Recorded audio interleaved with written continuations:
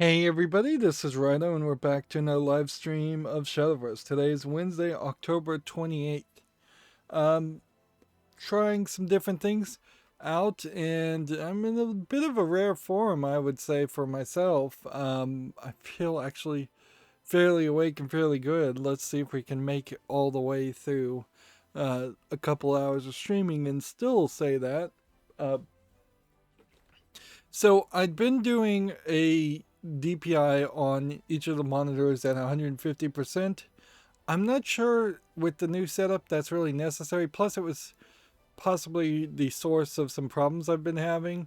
But mostly it's been Shadowverse was just not running at 1080p. So on the first monitor at the moment, I have it at 100% DPI, just normal default setting. Second monitor is still at 150% for web peak. We may very well undo that. My third monitor, which is the smaller one, is closer now, so I can now have that at 100% also, which means really the only reason I didn't change the second monitor to 100 is because it would have just taken more setup. And yeah, I've been just fiddling. There was an update that needed to be downloaded here for Shadowverse, and it took forever. And at the same time, my cell phone was updating and installing, and it took forever. So I don't know if time just kind of slowed down there as I was sitting in the chair. But I've been sitting in this chair a little too long for setup, and we need to win. Let's see, 6 ranked matches, ideally Shadowcraft, Bloodcraft, Dragoncraft, or Portalcraft. I don't believe there's any arena things. There, I believe, is a card pack bundle here that's available for purchase with crystals. The limited Storm of Rivals 10 card pack bundle. Each bundle gives you 20 card pack points. You can buy 3 more times. 5 days left. So that's that. And this is labeled as new when really it isn't. But we will, I suppose, spend more gold than we're going to earn almost certainly in the next 3 days. I should have probably sat on some packs. But yeah, we'll continue to open these. Like, more than Magic the Gathering or Hearthstone, Shadowverse really forces you into this experience where you're kind of just constantly flooding the flooding the shop, coming to the shop consistently. Every day you play, you kind of need to open more cards, even though the cards are not likely to even be that useful. You ideally still need to make progress towards that 400 pack point tradable, and you can see here we are slowly making progress, one purchase at a time. But that was 200 gold. Are we actually going to get 200 gold as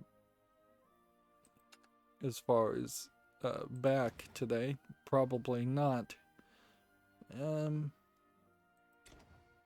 So yeah, let's just try rotation.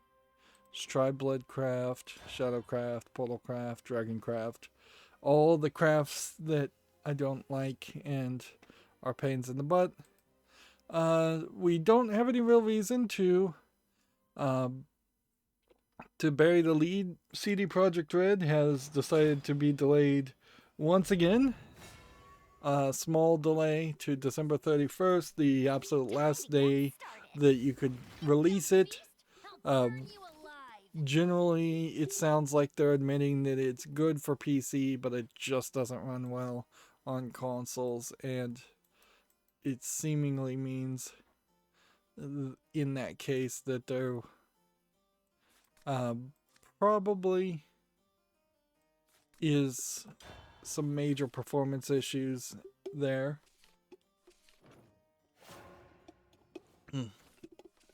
You can certainly go through the history of CD Projekt Red's announcement of Cyberpunk 2077 and just see how it was announced way too early, it was hyped way too much, and now reality is setting in. And you can blame a lot of that probably on COVID, but honestly, not that much. Like, there's a core problem with them trying to release this game in 2020 when it should have been released late 2021 at the earliest.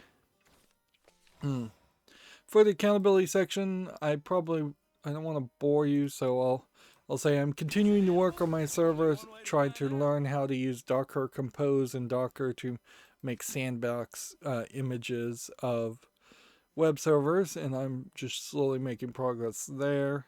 I also finished Shantae Half Genie Hero Ultimate Edition in the sense that I soft rage quit it.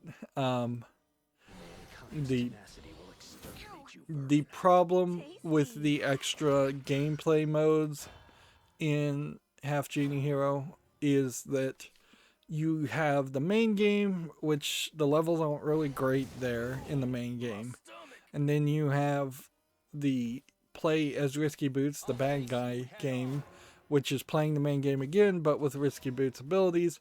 And still you have dark magic that upgrades your health and your abilities. So it's almost exactly the same experience in quality as the main game. Then the remaining 4 DLC modes don't let you upgrade your health at all. They just get brutal and more difficult in the fact that each one of them only gives you 3 hearts of health for the entire gameplay. The first one like that has you friends to the end is what it's called, has you swapping between 3 different characters with 3 different abilities, which is kind of a reference to another series of games that I've seen out there, where you swap between like a wizard and 2 other characters, and each of them have their own abilities, and that's interesting when it's really a puzzle game, but the vast majority of it in Friends to the End is still going through the exact same levels, which theoretically at this point you could have gone through the exact same levels 3 times or as many as 6 times by the time you've even played the 3rd DLC of your pick. And then it has a rupee system where as you collect rupees you will upgrade your damage, but there's only one way in Friends to the End to recover your health at all, and that's by using half your magic bar, which you never improve that ratio. You have to use half your magic bar as one of the characters to increase your health and refill your health. So you get like 2 refills, and then you have to potentially grind for magic, and you almost certainly won't be able to grind for magic without hurting yourself again. So it's a negative outcome as it slowly goes on.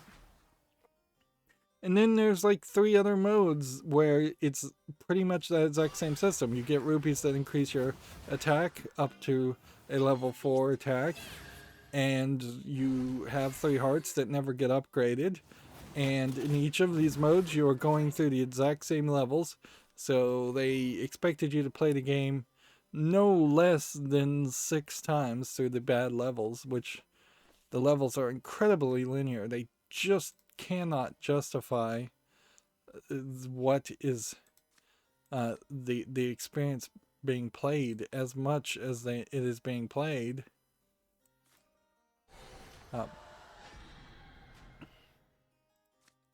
See.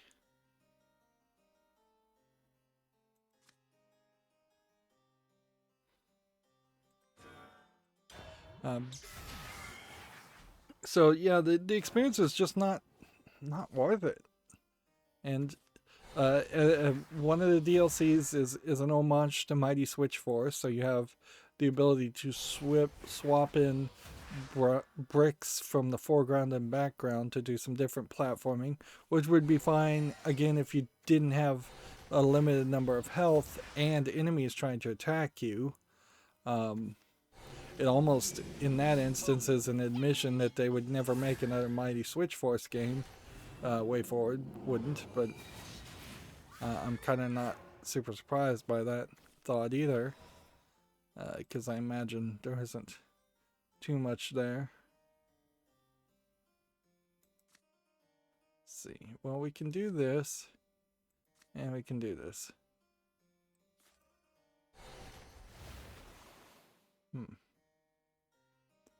And then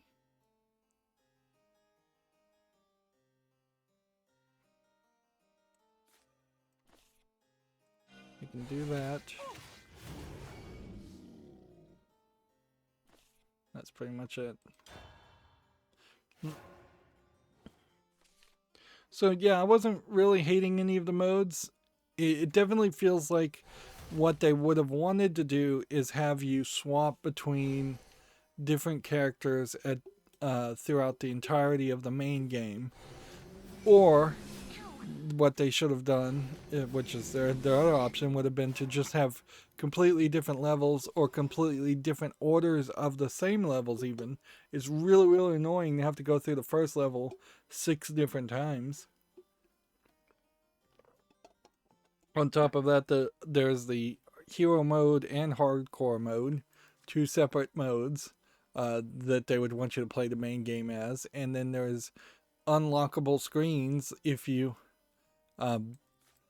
beat the game under its fastest time with 100% collectibles. You can unlock 2 more screens. Let's see. Bring the flames to the max. Now what do we do?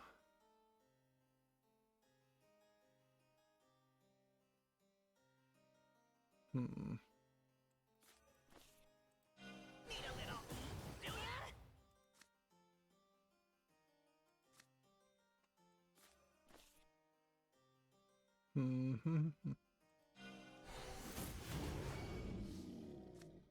Now what? Do we want to do 5 damage here?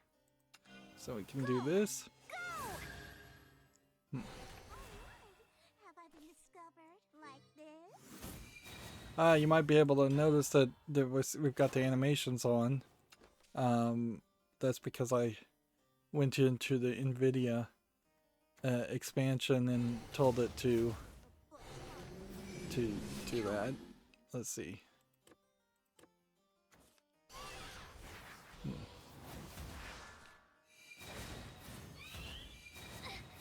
Display other users' messages.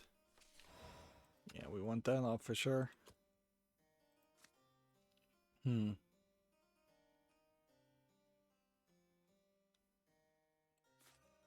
I shall give birth to a new world.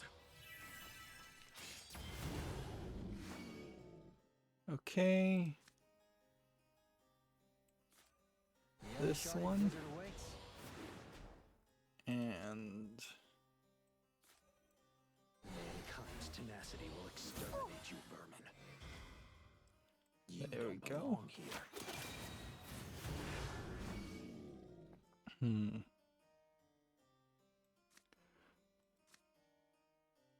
Well, we might be able to win here. We'll have to see.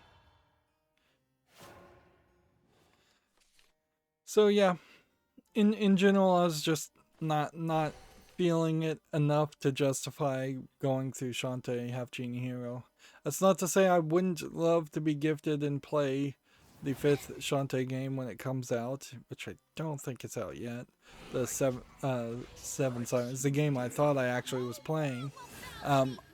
But I kind of do wonder if maybe a B team made this soft reboot remake of the first game. It's not storyline wise the first game, but it does certainly feel like it might be the exact same levels as the first game, and that might explain why there's just like no dungeons, even though there are. Hey, we got a concession there. I did it! I won! Yeah, I don't know how much I deserve that victory, but whatever. We'll take it anyways. And see, then that leaves us with one more Bloodcraft victory needed, and in like 3 hours we get this gems again, I imagine. The temporary gems. And then we can just focus, if we get really lucky, on Dragoncraft, Portalcraft, and we may even get into the point of playing some Fairycraft if we're just looking for victories and nothing else. Is there anything else that needs to be mentioned as far as accountability section or anything like that? Yeah, I still have videos to upload and schedule, but not a terrible amount. But I certainly am not getting anywhere fast with the automation of that process. It's not really doing anything. It's not really happening.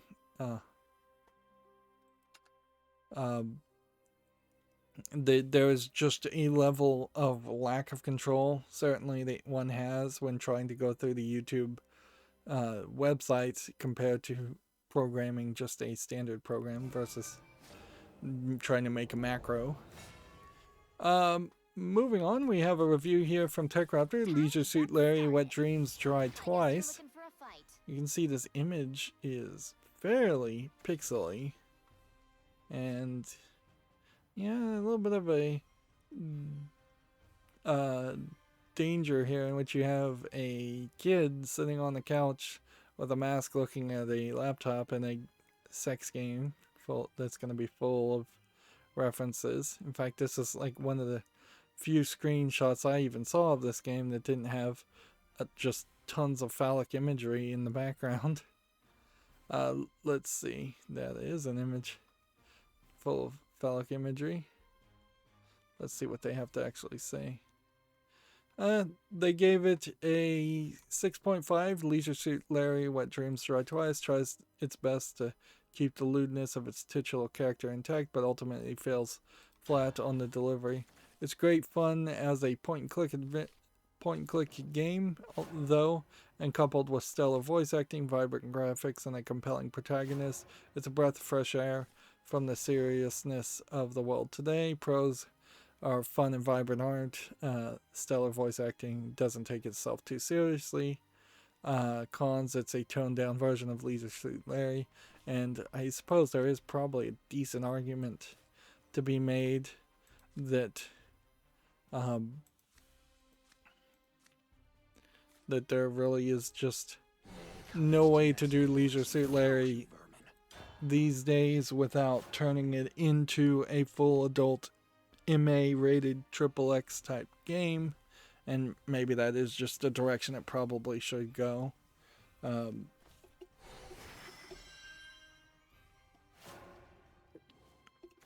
Yeah, because particularly with people being so reactionary and just so ready to fly off the handle on any perceived insult whatsoever. I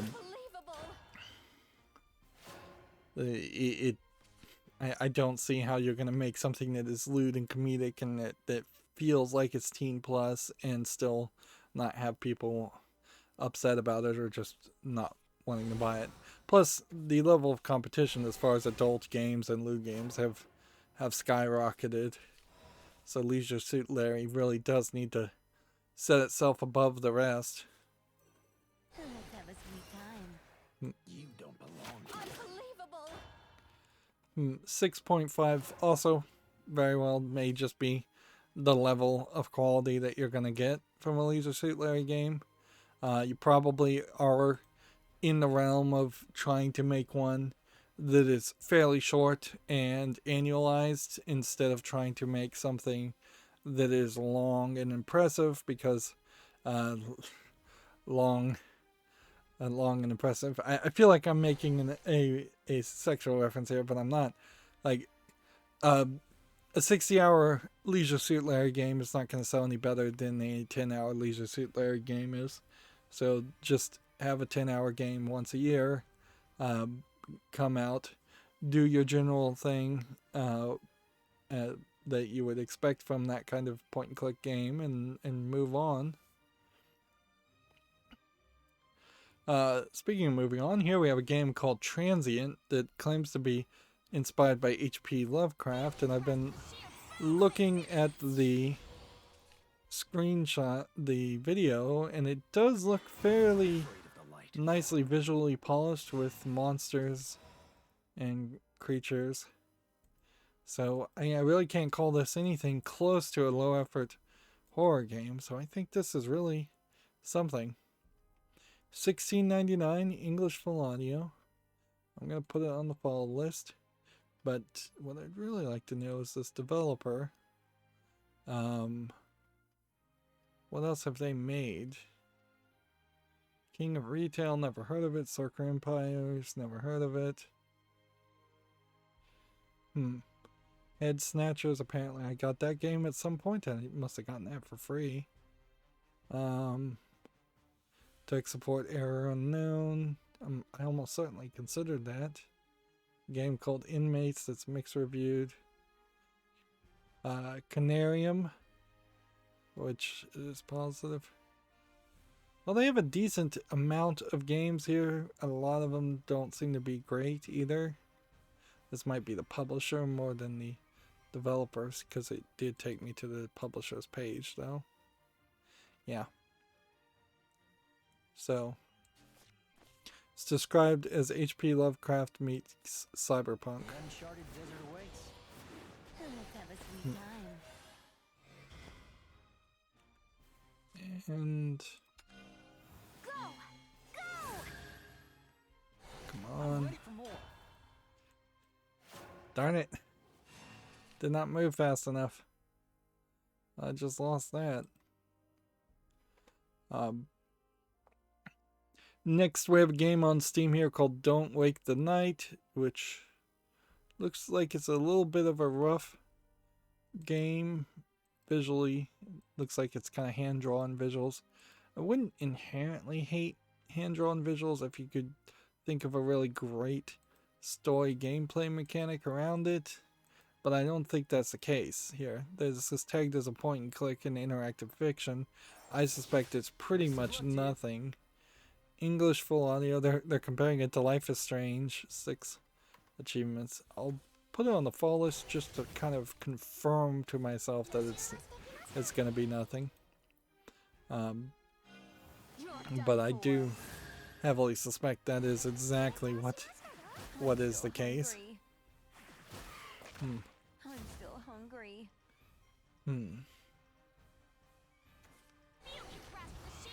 Gamatsu has an article here. Netflix is developing an Assassin's Creed live-action series. From that, you have really no idea what time frame it could be set in, and whether it's going to have any of the future part in the Templar section at all, or if it's just going to be telling the story of an assassin. I would suspect heavily you would do a better job just doing that and telling the story of either Altair and trying to rewrite that so it's a much better story, much more interesting story, or you retell the story of Ezio, which that works fairly well too, or you skip all of the previous main characters in the past that were the protagonists in the past parts and just play with whoever the newest character is or a brand new character. If I was to think about how Netflix is going to do it, it's probably going to be very much like how Netflix does everything, where you're going to get one season and cross your fingers and hope that maybe you get a second season. It's probably going to look a lot like The Witcher 3. No, it was just called The Witcher Netflix series, which The Witcher's Netflix series was alright, but nowhere as good as the game in my opinion. There's just too much story that had to be squeezed into the Witcher TV series compared to the longer, drawn-out experience of either reading the books, if you have that opportunity and can read the books in their native language, or playing Witcher 1 and 2. And even though Witcher 1 and 2 kind of put Geralt of Rivia in a different light, it still gave you a lot more time to But this get to ends know here. them. Even if you had just played Witcher 3, you're talking a game that's going to be 60 to 200 hours of experience there compared to a single season of a TV series, which is much less than that.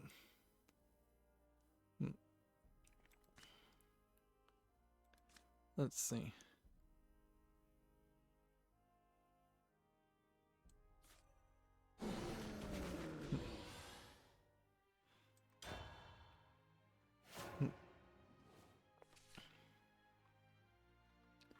It's questionable in a small part if perhaps Netflix will run out of money.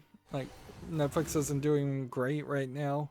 The Cuties movie caused it more controversy than it really needed, and people are just in general, I think, struggling to pay for services. I wouldn't be surprised if a good percentage of people abandoned Netflix for either Disney Plus, which is the new hotness, or even HBO Max or some Showtime, whatever, or they switched from like Netflix to Hulu or Amazon Prime, which that might The fees was in the long run affect the funding of Netflix's creations, and we still have yet to really see how to improve, This bears further study. like, With this payment, darkness stands with you. yeah, we've really seen to Check this out. Let your soul succumb to the void. Alright, see. Dire Bond. Deal 6 damage to your leader. Save your turn, restore 2 defense, and draw a card. Yep. Yeah, we've yet to see amazingly great content created by Netflix. There's been a couple things. The Castlevania Season 1 was about the best we've seen, and then Castlevania Season 2 and 3 aren't bad, but then the Dragon's Dogma anime was pretty bad, and when you're thinking about live action things, I haven't heard of a single live action thing worth mentioning, video game related or otherwise, besides Stranger Things.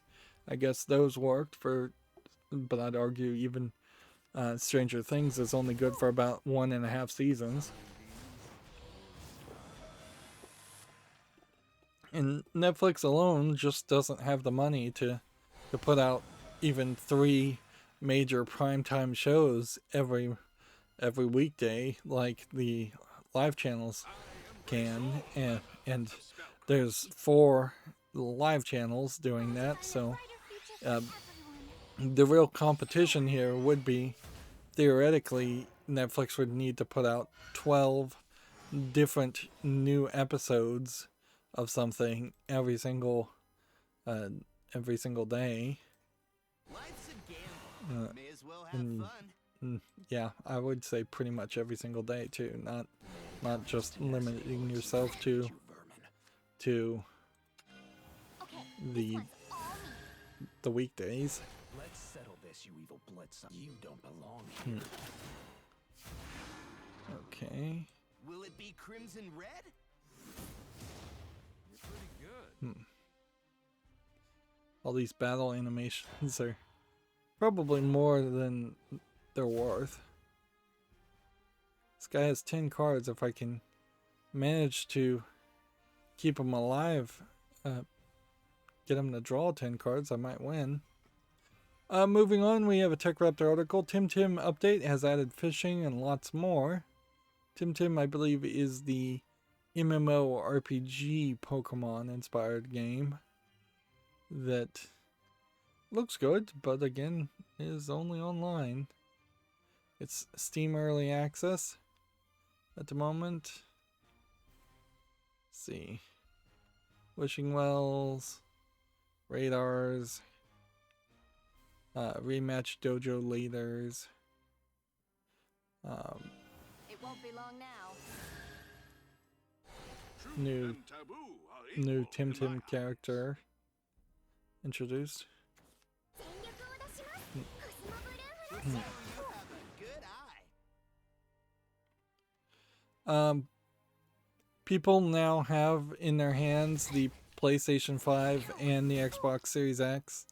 I don't think they can quite say too much about it, but here is a horizontal comparison of the size here.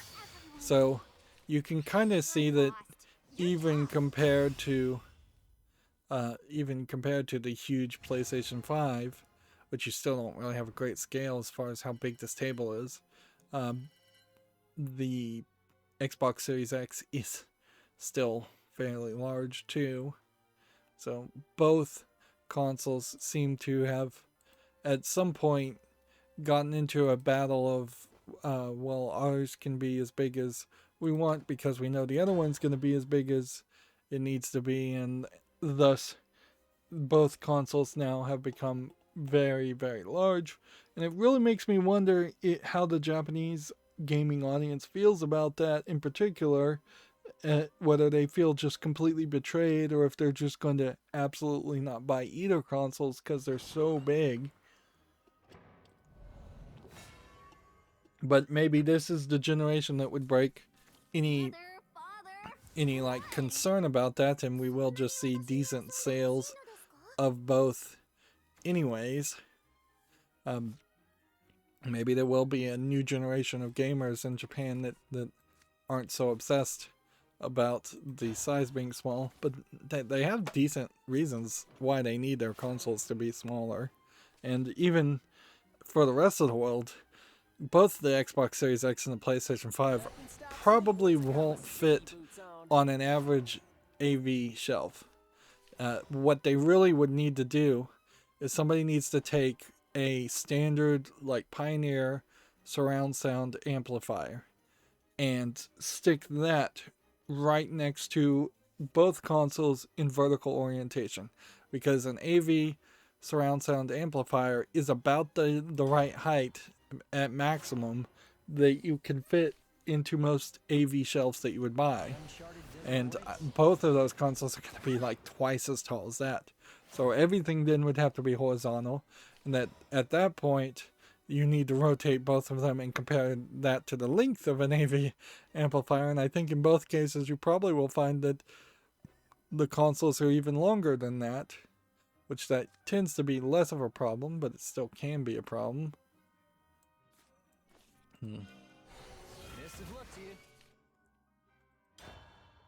Moving on, Gamatsu has the article here. The Super Mario 3D All-Stars version 1.1 update launches November 17th, and it adds reverse camera control and apparently nothing else. Like, that's fairly small improvement, frankly. It needed more work, frankly, as far as just remapping button prompts in the games to the Switch controller button icons, which honestly you could, even without really having the code available, say they just lost the code, which I don't believe they did, but for a second let's just say that they did that. I'm coming for you, detestable. That. And then, what are we gonna bury? We'll bury this.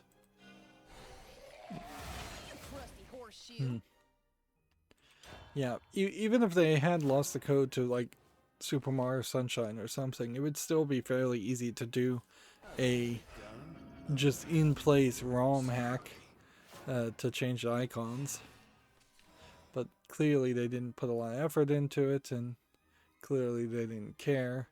It seems like it's fairly obvious that the re-releases of those Mario games is just so that nobody can ever claim that they were abandonware, even though in my opinion they are abandonware.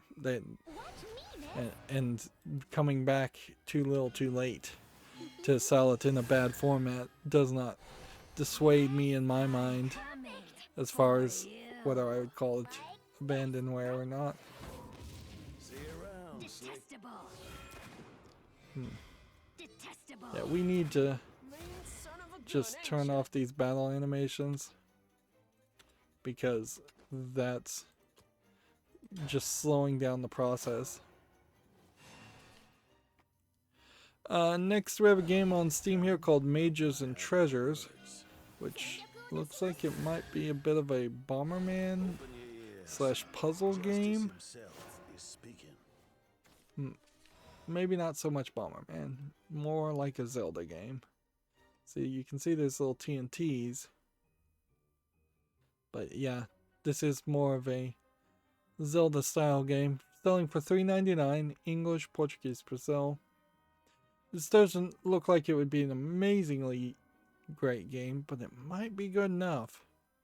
Like, we're always trying to look for a Zelda game that actually is just a Zelda game and doesn't also then do something else that messes up the whole process. Come out wherever you are. Let's see.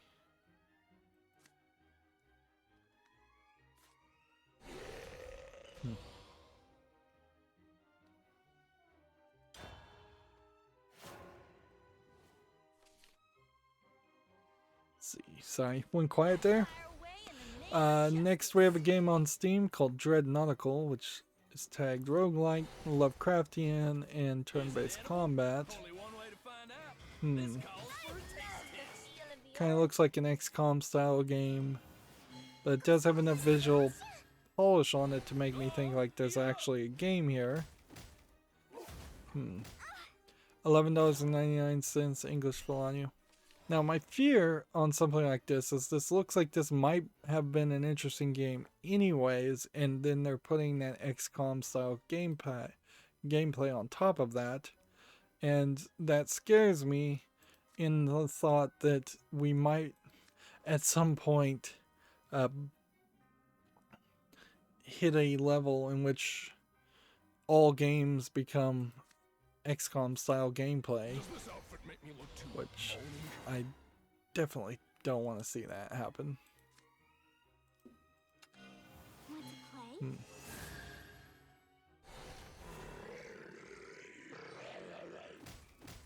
See you around, Slick. No, you're not getting away.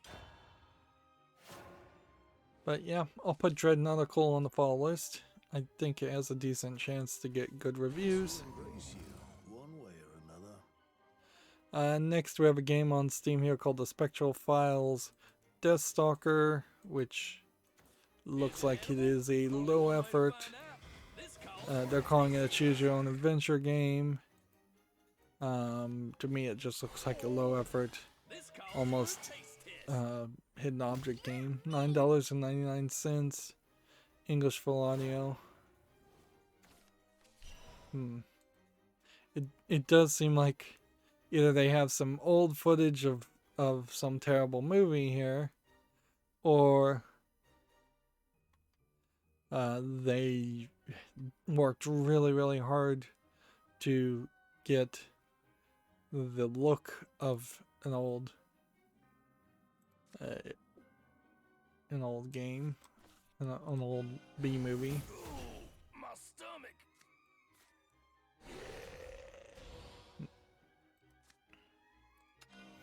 I'll show you. See, I think we've lost here. Lots of bones, but make it fashion. Yep, we have.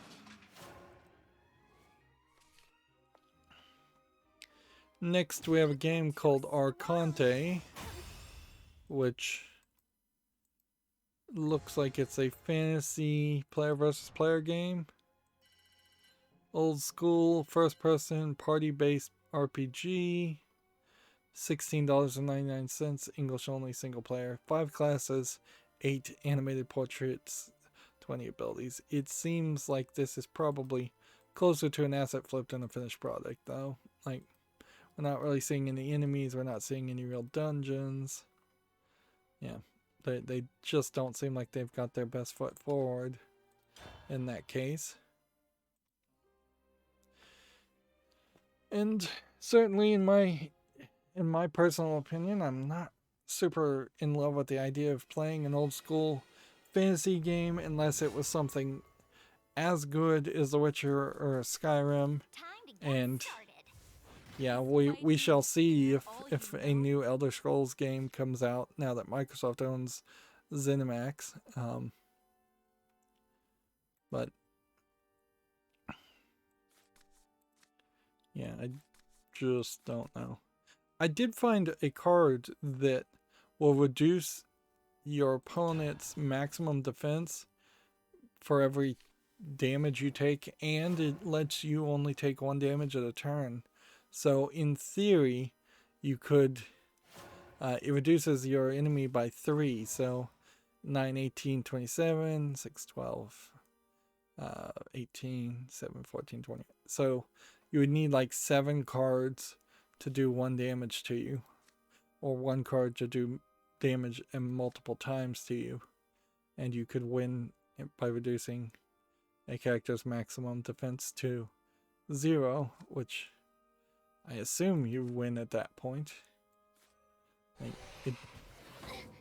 I would be very weird if the maximum defense was 0, but they still didn't lose. Next we have a game on Steam here called Test of Courage, which I thought this was called White Day Test of Courage. It was more of a Japanese style horror game. Maybe there is another game called White Day Test of Courage, or maybe I'm combining 2 games. Looking at this, it's $8.99. It's English full audio with 11 achievements. Is it support VR? No. Is there enough here to think this is more than just a horror asset flip game? Probably not, but I'll put it on the fall list. Maybe I'm being a little too generous today, but alright, we'll do it. We'll do that anyways. Let's see, Avarice. Mankind's tenacity will And then do that. Town eats good folk for breakfast.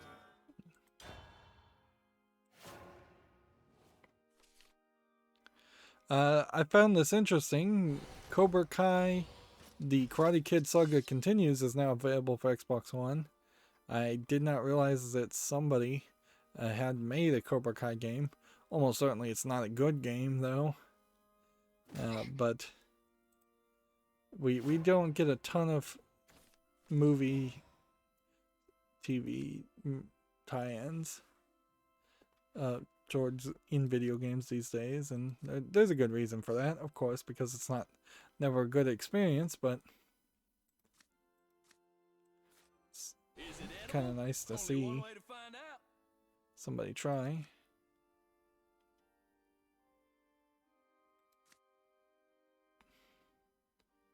Okay, don't belong here. if I attack that, I'm afraid of the light.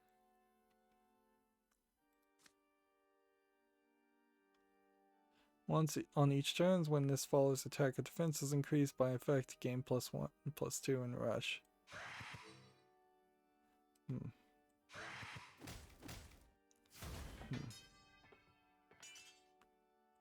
up. Just What's for din din? keep on working on this.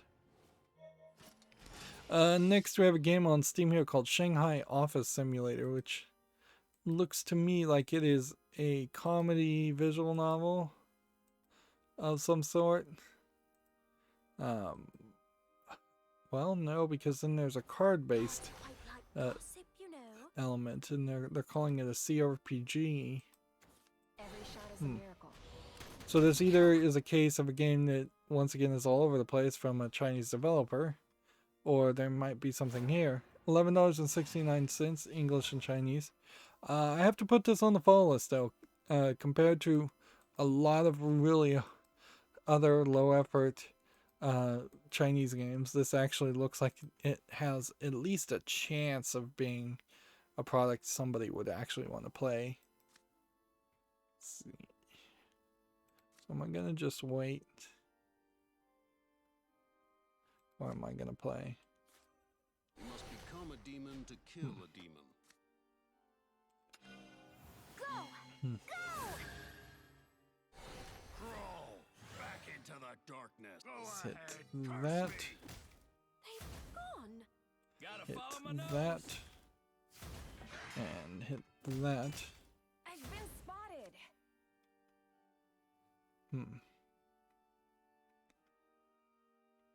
I could play this.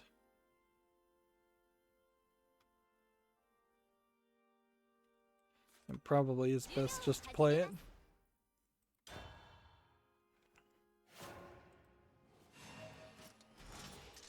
Our good luck, however, is not going to last long here. We can see we have a Chinese game that is just a huge mess of visual effects in something that is equivalent of a slot machine. It kind of looks like it's maybe a pachinko ball machine, but it also kind of just looks like it is just nothing with lots of flashing elements. English is not supported. Free to play, tagged as an MMO with in-app purchases. So this is literally just a gambling simulator. So of course that doesn't need to be on the fall list. Gametsu has My Heroes 1's Justice 2 DLC character Itsuka Kendo has a debut trailer. I would like to get into the My Hero Academia anime. It seems like it definitely has a slightly interesting idea and concept behind it, but also I think it might be just a little bit standard fare. Let's see. Evolve this. Check this out. Go on, eat up. And then Gotta follow do my that. nose. Though I set, I will And then rise that. again. I don't think each of these is particularly even that great. I could get like an evolve return. Part of the problem I would say with the My Hero Academia anime series, in its just art style in general, is that since each character is a character with some kind of hero or villain magical ability, and they've all got their own outfits and their own styles, you run into a kind of situation like One Piece where each character just strikes out and looks so uniquely different than all the other characters that it's an inconsistent universe. Not that everybody should just be in the exact same uniforms and look exactly the same, but there needs to be the concept of a common fashion, and it kind of gets away from that.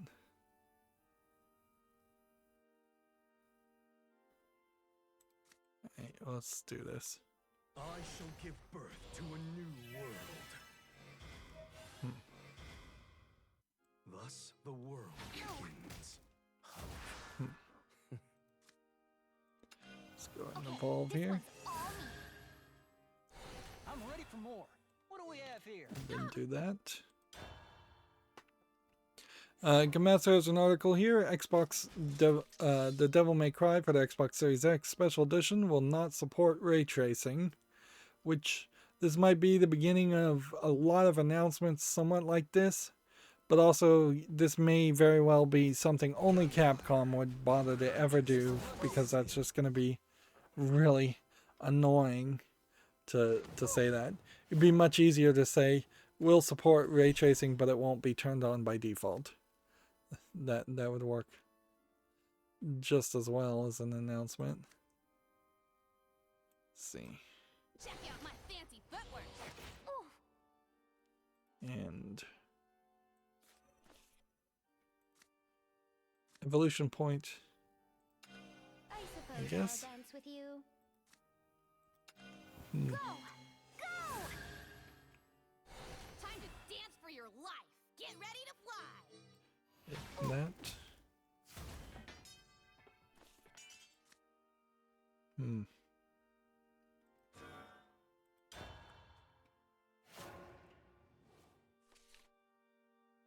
There was a Nintendo Direct Pokemon Go Animation Week event announced Poker Coin test to be discontinued. I'm not sure if these happened during that Nintendo Direct, though. This may have happened a couple days ago. Poker Coin, I didn't even know what that was. But okay. Like, Pokemon Go in particular really just feels like a ridiculous game to even think about trying to maintain relevance at this point. There's just no way that a lot of people are going to want to engage with Pokemon Go. Yeah, I'm about to lose. Let's try Dragoncraft. TechRaptor has their cross promotion with Nutaku, and so they have an article here. Nutaku Halloween sale has spooky deals on adult games. Yeah, there's some games with different thumbnails basically for Halloween, but I think they are pretty much the same games and maybe just have a small amount of content. And honestly, it doesn't seem to me like if you were to get into any individual game, you have a good chance of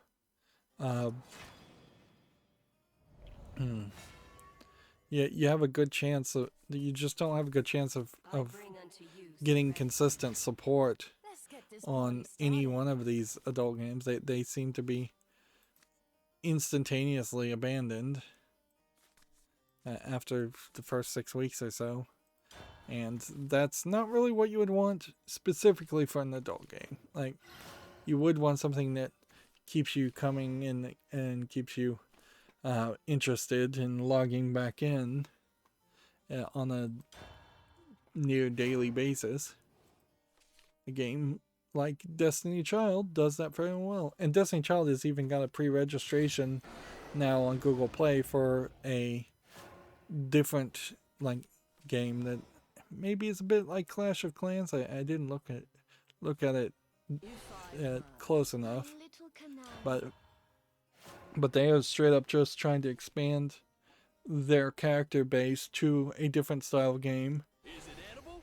Only one way to find out. Which, as much as I can sing the praises of Destiny Child as a lewd gacha waifu game, the one thing that could be improved if you actually were looking for good gameplay would be the gameplay in Destiny Child, because it is just a very automated process unless you go out of your way to not make it automated, and then you're still just tapping on the screen and playing a timing tapping game. It's closest, I would say, to like a rhythm game more than anything else. But that's the thing I like about Destiny Child also, is that the actual gameplay loop is so not focused on that they just allow you to automate the whole thing, which is great. Of course, when I was upgrading my Android operating system, it did have a blue screen in the background just reminding me how much I've burnt into my screen with the image of Destiny Child, because it's just constantly running. But it's home.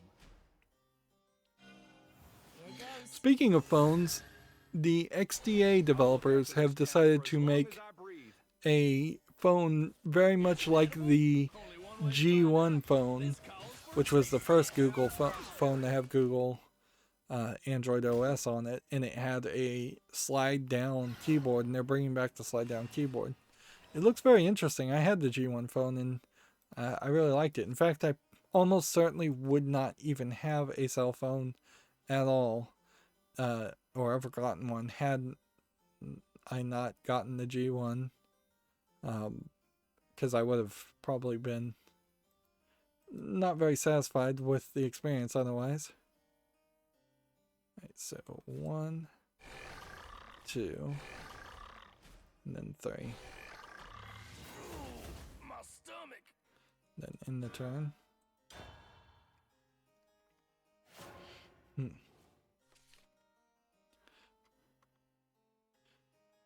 YouTube Gaming put out a reference here to Dead Island, which is a weird reference. YouTube Gaming in particular is obviously not really connected to any advertising department from anybody, so they will just like reference and remind people of things that it's fairly obvious that at the current moments people wouldn't want to promote or advertise, which does kind of make it in YouTube Gaming just feel like it's being nostalgic and just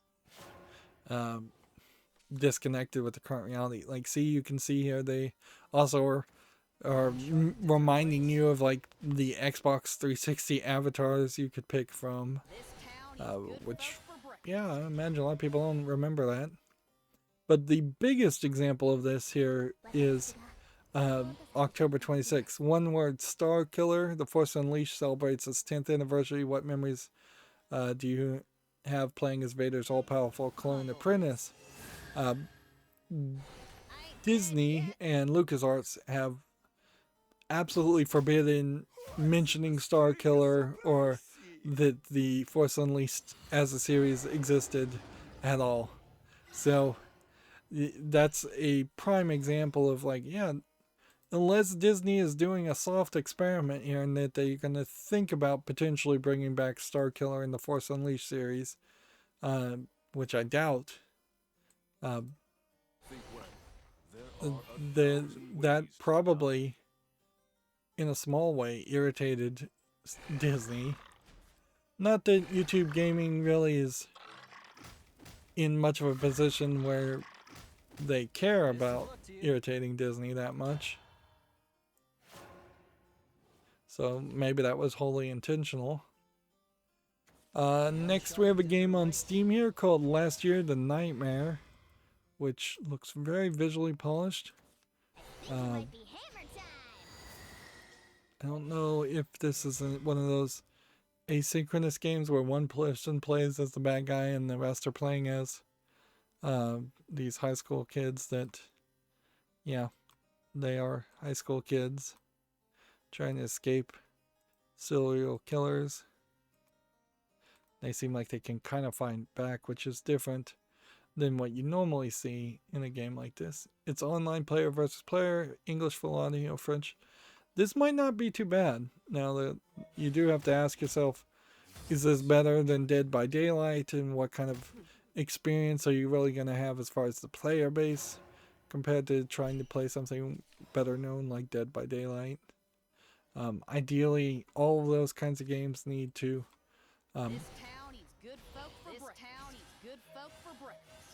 all those kinds of games need to really have a single player mode of some sort. Moving on, we have a game called Ghost Runner for Switch being delayed to November. It's out now for PS4, Xbox One, and PC. Okay. Can we get a general idea of what Ghost Runner is? It looks like it's a ninja game of some sort with this cutscene. Yeah, it looks somewhat cool. You're fighting against some like Dr. Octopus type lady. Alright. I think it might be hammer time. Yeah, I'm a little surprised that Ghost Runner is not on my fall list. Yeah. This is weird. This came out yesterday, and because I was not paying attention to the because I was not paying attention to my Twitter feed on a daily basis, which it obviously just requires a daily basis attention at this point. I don't have it on the follow list, and this is a single player adventure. We can see it's already rated very positively. I don't really even need to put it on the follow list. It's going straight to the wish list. Now, of course, the thing that I could say is that cutscene may not be really a good representation of what you're doing throughout the rest of the game. Let's see. Can we do this? Let's do that. And then do that. Hands up. Hit that. That's how to do it. And hit that. There's sand in my eyes.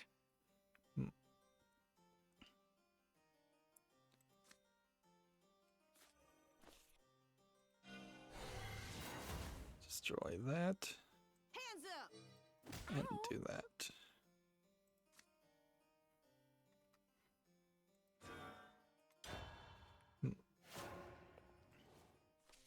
Ghost Runner could just be a cyberpunk, like, what is that game? I want to say Shadow Ninja, but that's not the name of it.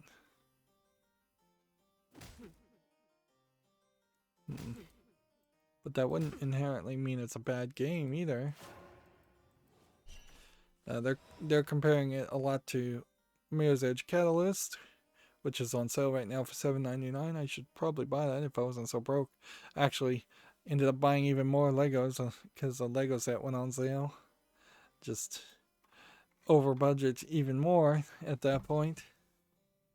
And I wouldn't be surprised if we do hit a level where I really wouldn't be surprised if we hit a level where there's quite a decent amount of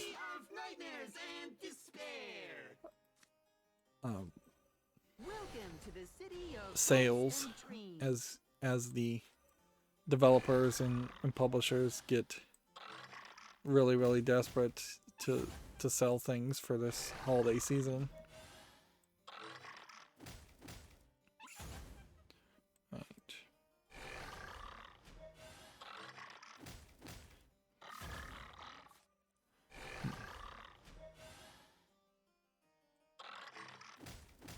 There we go. Attack there. In turn.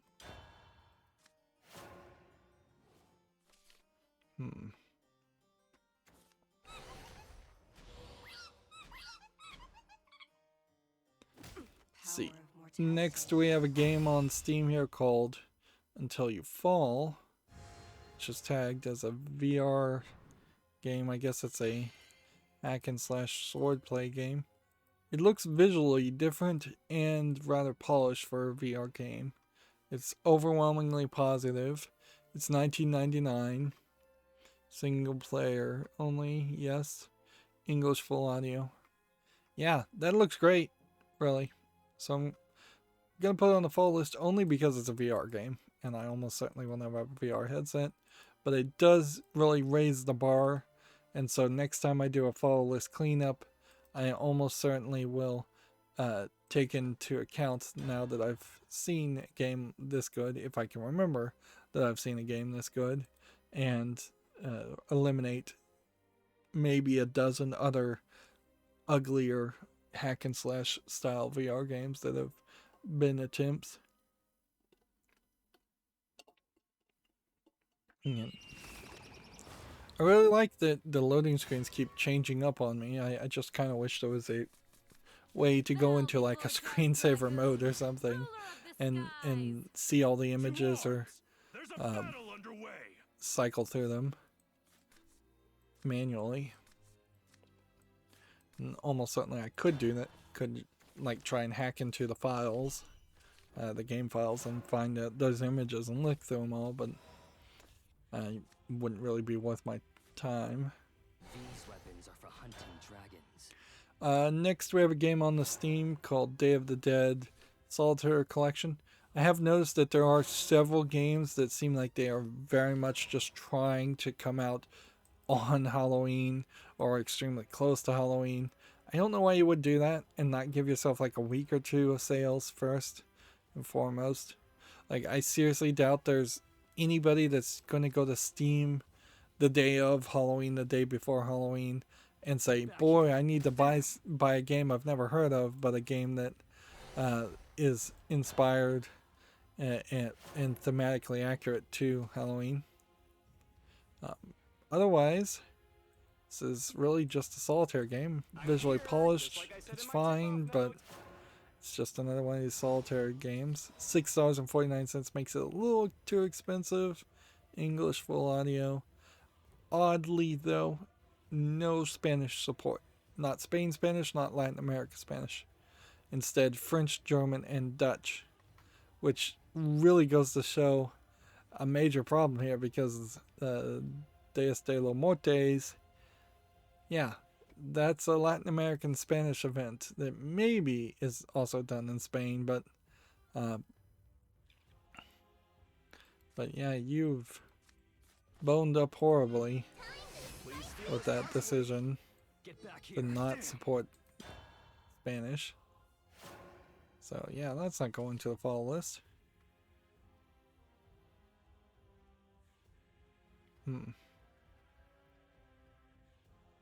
See if I can find this article with it. Maybe they may have deleted all of it, all their posts. Alright, nope. Here we go. 2 hours ago, NIS America said the download issue has been resolved. Users who purchased this should be able to select download on their system and be able to access the game. We thank you for your patience and understanding at this time.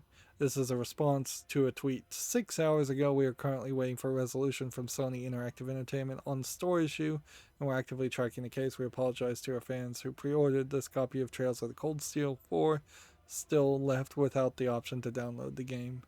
And this actually goes back to the 27th, as far as this whole issue has been going on. So they had a fairly bad experience there, or their fans had a fairly bad experience there. Get back here. And their fans clearly didn't really deserve to be treated that way, and it seems like NIS America is blaming Sony Interactive Entertainment. So we have certainly a theory that Sony Interactive Entertainment at this point is being run by incompetent people now that they've let the California office take control. So we'll want to see if we see evidence to that theory that would fit that narrative and that idea, or be proven wrong if we see opposite. There's a lot more where that came from.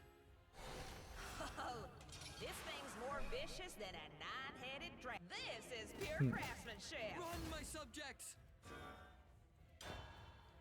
Moving on, we have a game on Steam here called Night of Joe, and this is obviously just a low-effort horror game. It's $10.79, English and French full audio, allegedly. You can clearly see this is just an asset flip game, though. It's nothing. Here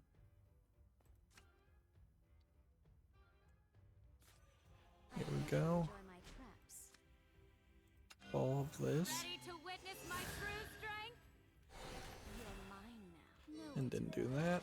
Should have been quicker.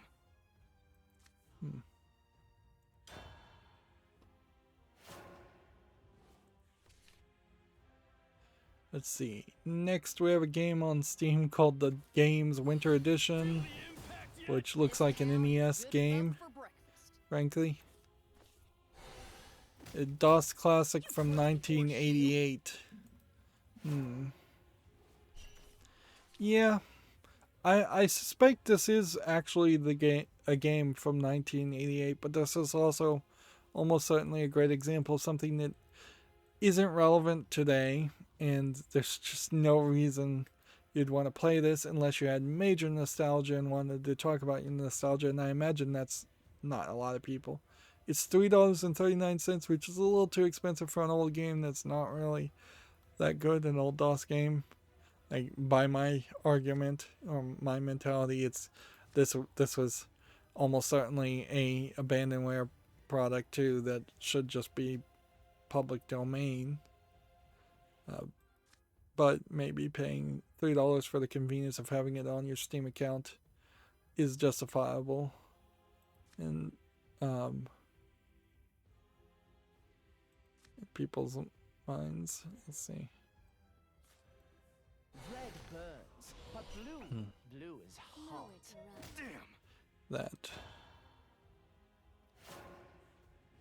So yeah, I'm not gonna do anything with the games. Bloomberg, once again getting into the video game world, and boy, I haven't clicked on a Bloomberg article, obviously. Just look at all this mess here. They have an article here. Sony is raising its profit forecast ahead of the big PlayStation 5 debut. Which, okay, yeah, I can see that. That inherently opens up a question as far as, did Sony forecast wrong in the first place, or did they order, were they able to get more units purchased and ready to go, or were they able to, did they do something else to increase their sales?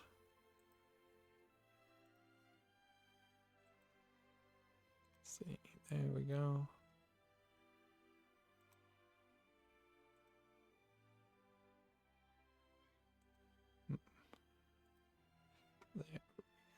Yeah, I'm cleaning up the Bloomberg website. There we go. Almost.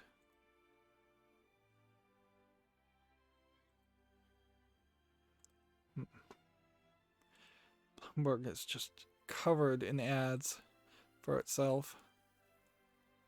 It's awful.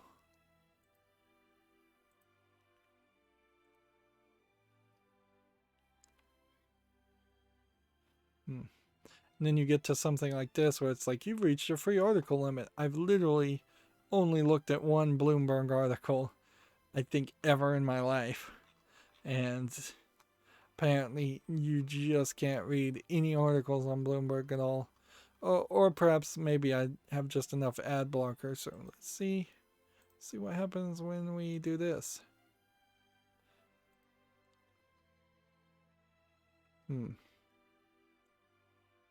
Well, either there is no more to the story, or and it literally is just two articles, which it is believable that that is exactly what the case is. Just a massive amount of garbage stuff that this is really where you'd want to be with it. Except for there's something, obviously some kind of image or centering issue.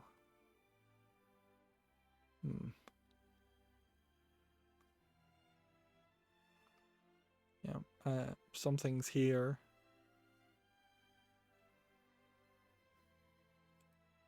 Let's see if we preview that, what that looks like. That's not what we want.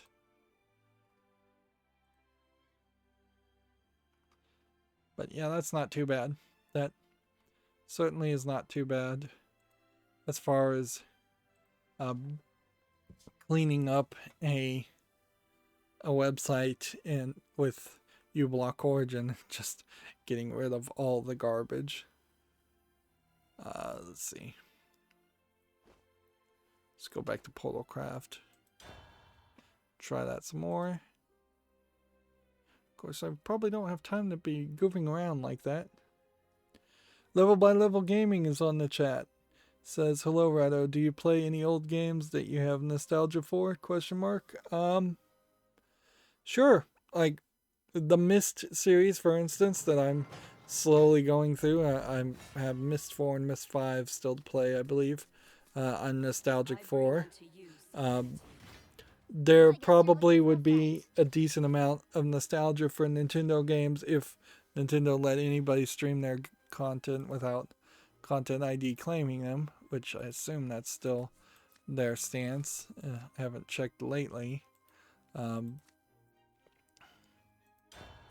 I would say a lot of the games I play, I do have nostalgia for. Like all the Lego games, for instance, are games that I played maybe just a few years ago, and I'm already nostalgic for them. But I'm also a video game critic first and foremost, so just because I have nostalgia for it doesn't mean I'm going to give it a free pass. Activating system interface. This town eats good folk for breakfast. But yeah, I was very much in my youth obsessed with Nintendo, so I played a lot of Nintendo games and not that many PC games. So there's not a ton of nostalgia. The Scum VM games I cover, mostly there's a level of nostalgia there. I have like the Indiana Jones games, and I've played 3 of those, and I'll be nostalgic for those. You know my The master? but then like one of them I've never played before, so it's nice to do something like that. If I was to go through the entirety of my playlist and just look at every game I've ever covered, there's a decent amount of things that I'm nostalgic for from like 10 years ago or less than 10 years ago. Because that's when they start to be fairly good for PC playthrough, where if I was to try to play something from Nintendo 64 era or earlier, at that point I'm just gonna have to use an emulator, and then I'm just playing emulated games, and then I can't really legitimately call myself much of a critic because I'm not giving you buying advice at that point. If you're going to play ROM games, and then you're going into the realm of almost certainly not paying for them again. You may have owned those games originally, so maybe at one point you did pay for them. There are also a lot of old games, I would say, that are super long. So like the Command and Conquer Ultimate Edition is a game that I probably would have a little bit of nostalgic for, but would also be something that would be incredibly difficult to try and play all the way through. I've thought the same as far as like StarCraft, Warcraft, the other one, StarCraft, Warcraft. Level by Level Game says, oh yeah, I saw a Myst on here. Other than Hearthstone, they've been some of your most popular. Yeah, I don't really pay too much attention as far as popularity. Some of the most popular things on my channels are some of the things I kind of hate the most also. Like Kerbal Space Program is like a great example of that, where my footage was just not good at all on that, and yet tons of people were hyped around Kerbal Space Program, and so it got plenty of views. There's a game called Burn Cycle that's a full motion video game that I would like to play, and I'd be very nostalgic for that, but I don't think it's actually available for purchase on Steam. It might be on like Good Old Games or something, but I'm trying to hold out and have everything on Steam. There's a game that similar to that called Double Switch that I've purchased, and I'll have some nostalgia playing that.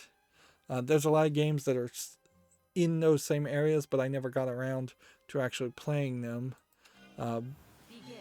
So there's a lot of opportunity to have a similar experience to something you're nostalgic for while still having a new experience.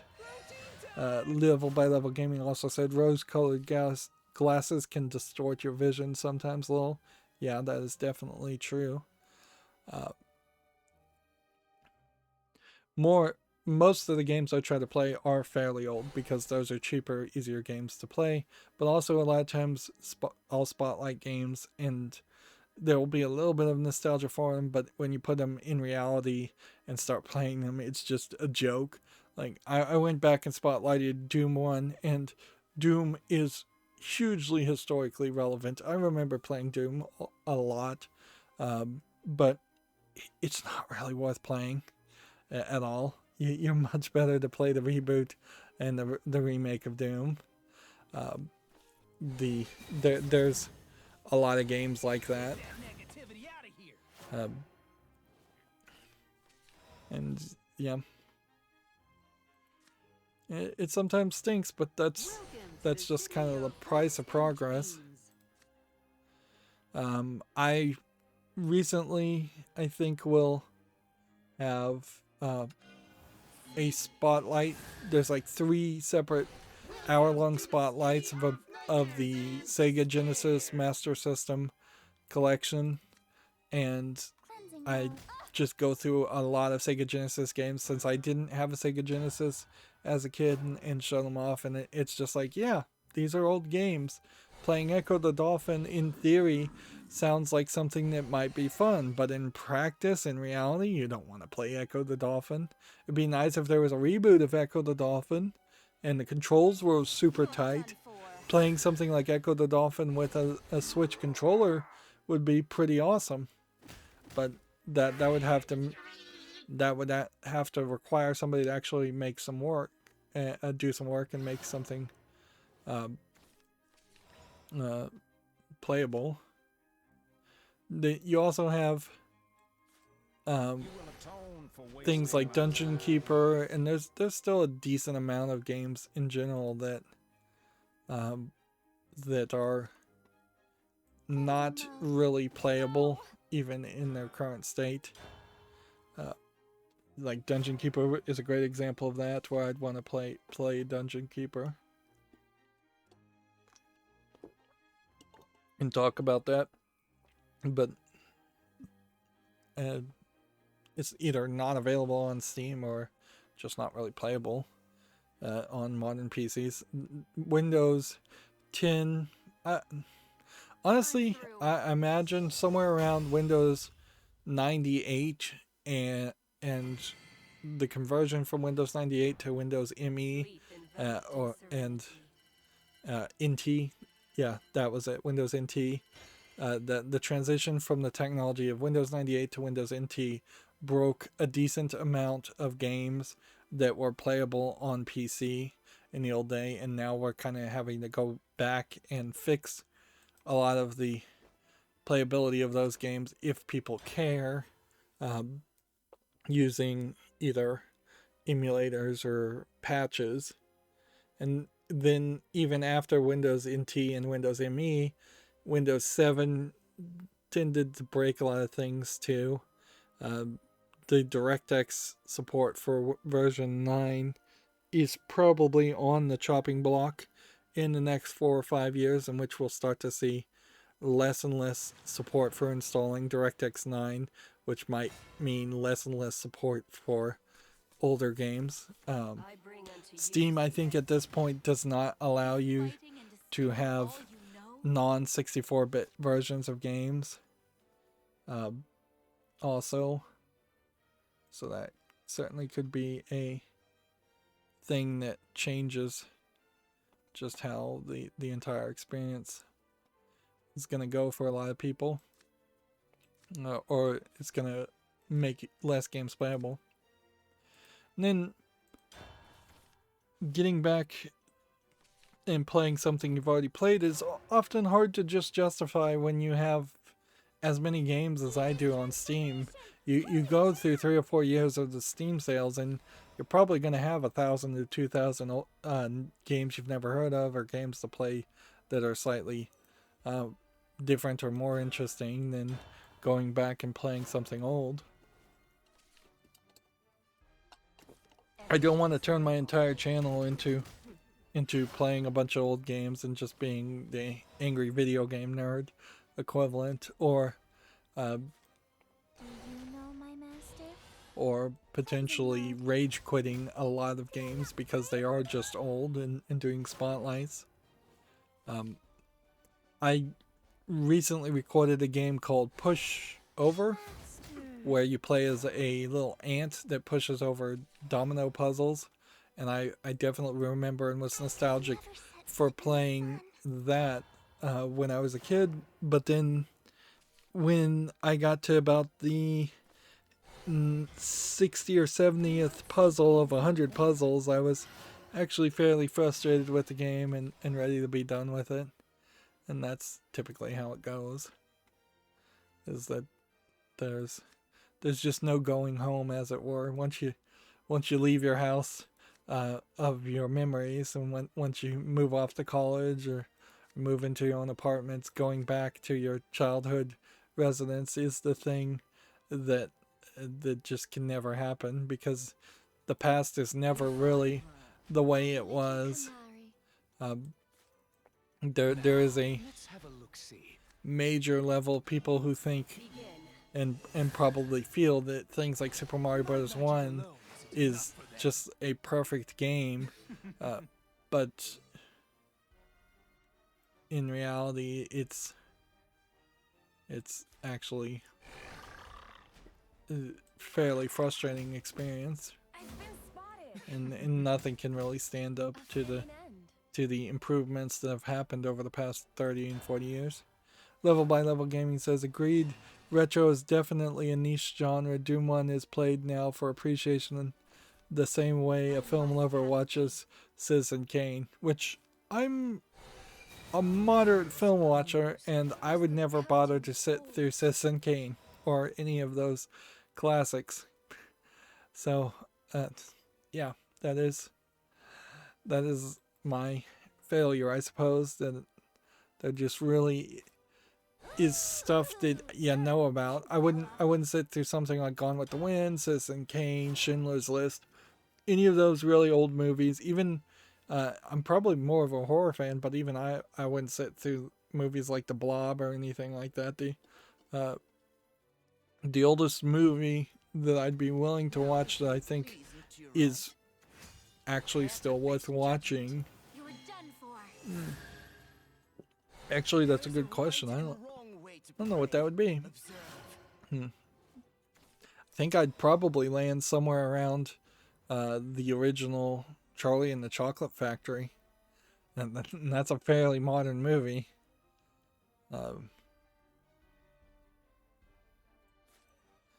But yeah, that's kind of where I think I would boil down to is some movie like that. Something mid 70s, early 70s as far as movies. Anything before that tends to just be too long. I recently tried to watch The Great Dictator by Charlie Chaplin, and the fact that is such an old movie that they could only just film every shot in one take, and whatever footage they got had to be put into the movie. It just created a very weird experience where you would see a sequence, and the sequence would just kind of start and then kind of end, and it feels nothing like what a modern movie would be at all.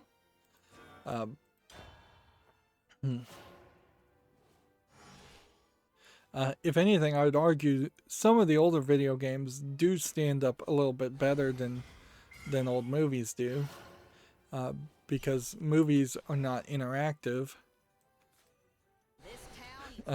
You can make a decent argument to go and play something like Space Invaders for 5 minutes or so, or the original Donkey Kong arcade game. There are some games like that. Depending on the version of Street Fighter 2, that it's fairly still good to run an emulator to play like Street Fighter 2 Hyper Turbo Fighting, because they had modded that to increase the speed of the gameplay quite a bit for Street Fighter 2.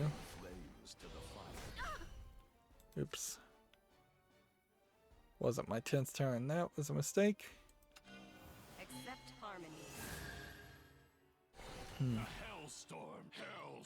And yeah, How much longer must I like persist? the Ninja Turtles arcade game and the Simpsons arcade games are some of the older things I'm thinking about that I would at some point might want to play, particularly if they're available on Steam. I think the Simpsons arcade game might be.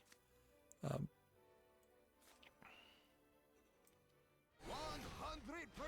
string and 0% fluff. This one has Bane, right? A spin and a twirl and And hit there's our that. puppy to You get. are forgiven. Biceps will usher in a Do new that. And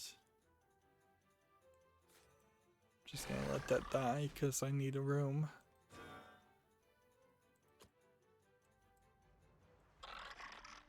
Yeah, in the turn. Moving on, we have a game on Steam here called Battle of Rip Creek. Yeah, here's another reason that why my nostalgia is fairly tempered is that looking at almost every game that comes out on Steam, you see quite a lot of low effort games that remind you of what old games look like, and without some kind of patch or remaster, it's really hard to justify playing something that looks like this. Shadow Man is a great example of like a game that I have some nostalgia for, and I'll want to play that at some point. But A spin and a twirl and out. There's our puppy to get. right, how are we gonna do this? This.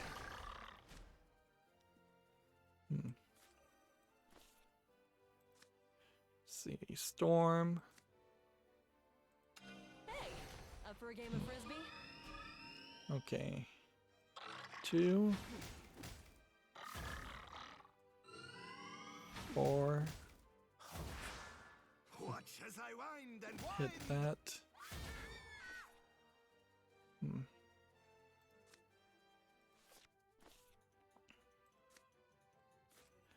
Go ahead and saw put it. that on the ground. Little canary.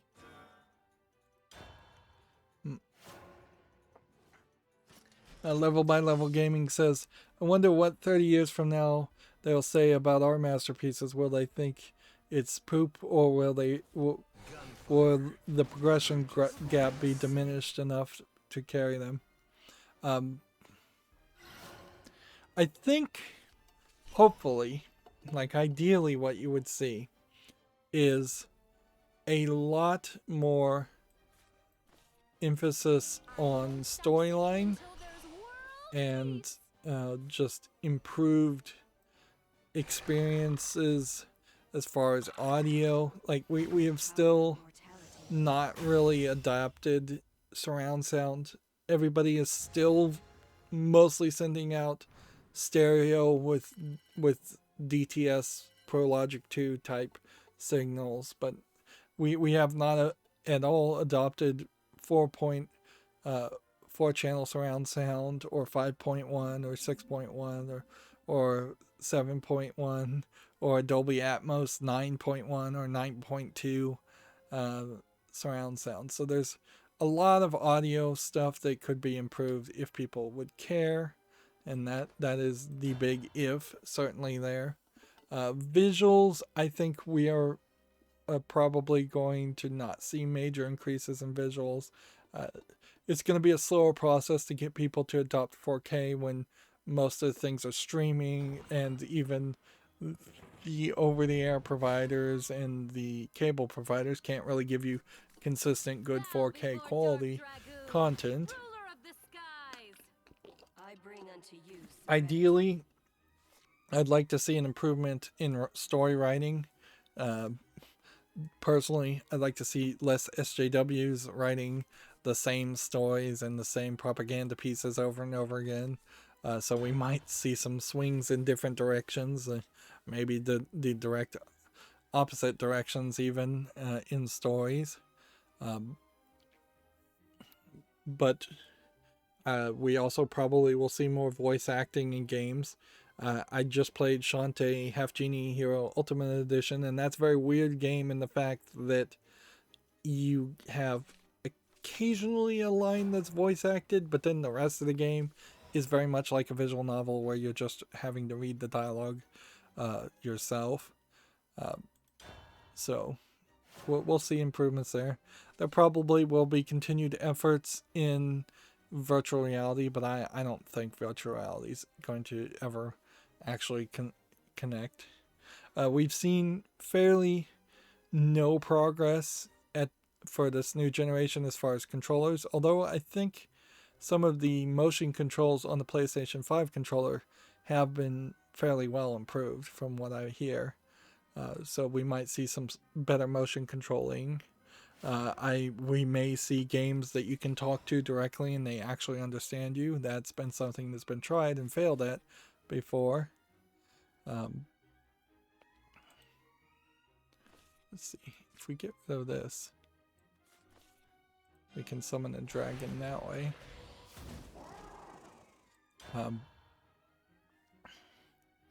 But yeah, I don't think we're gonna see too much difference. A lot of games you also have to remember right now look like Minecraft, and Minecraft sells perfectly well. So there will be this balancing effect of people will just not really care whether a game has AAA level graphics more than they will care about, is this a game full of microtransactions that rips me off? Is this a game that actually entertains me?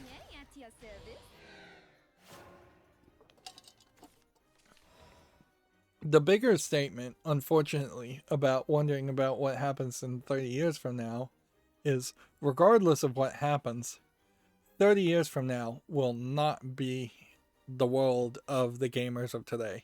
If you are 18 years old now, 30 years from now, you will be 48 years old, more than likely married with some 2.5 kids, 2.3 kids, and a dog. You'll be working almost certainly a full-time job unless we can get some universal basic income or something like that installed, or unless you just get really, really lucky.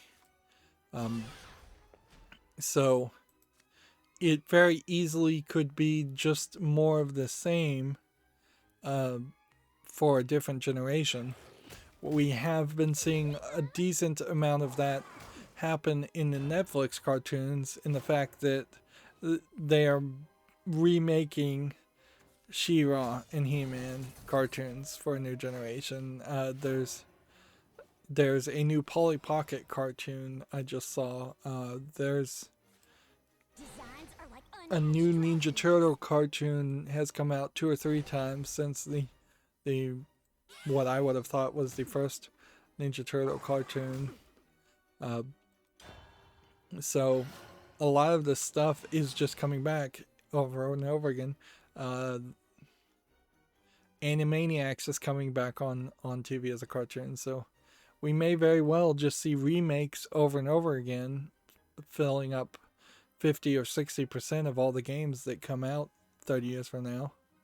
Also, it could be that something better than video games gets created, some brain chip interface, which, if that really happens, then everything gets thrown out the window, because you may not be looking at a screen at all. It may be just some chip that makes your brain see the images and feel the feelings.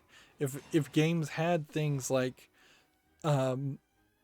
temperature, or sense of touch, or sense of smell, sense of taste, there's lots of different inputs into a human brain that are just not being addressed, or they are very roughly attempting to be addressed at the moment, and they could be improved upon quite a bit.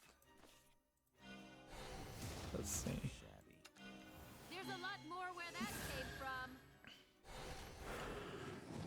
I also wouldn't be surprised if the kind of major improvements that we see in video games are just going to be the console more things like ray tracing, just better lighting, better graphics.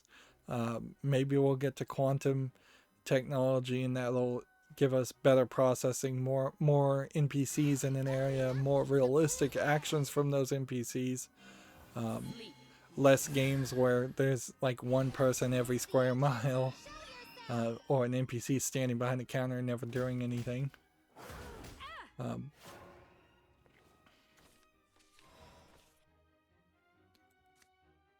See.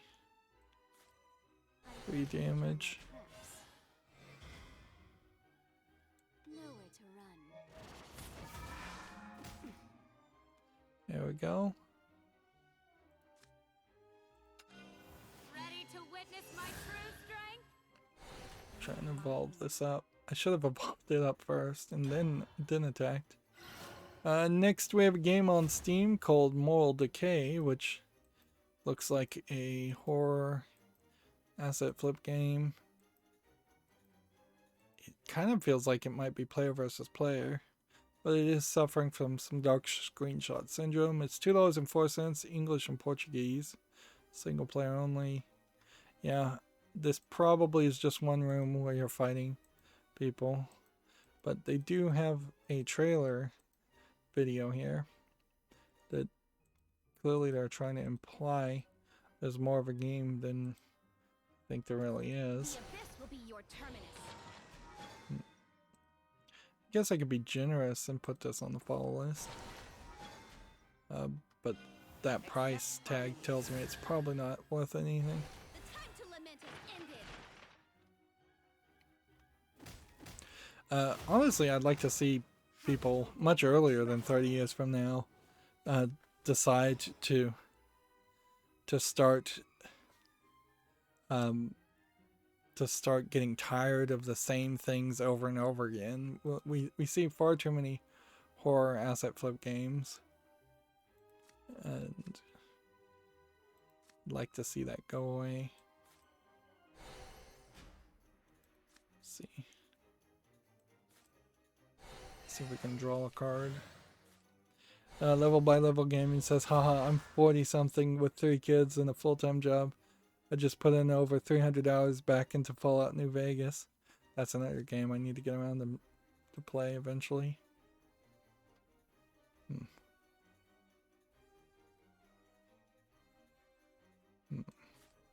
not seek what is not there.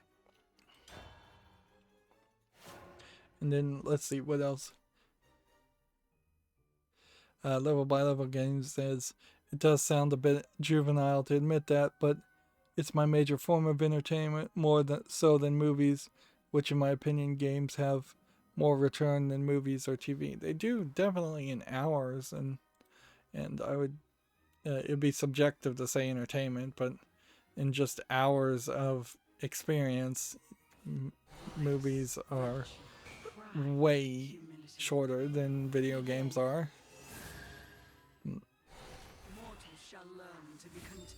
Yeah, we also will be in a different world, certainly. Like, while it feels a little juvenile and people might look down on you for playing so much video games now, probably less than 10 years from now, most people will understand that gaming is just a normal thing that people will do throughout their entire life.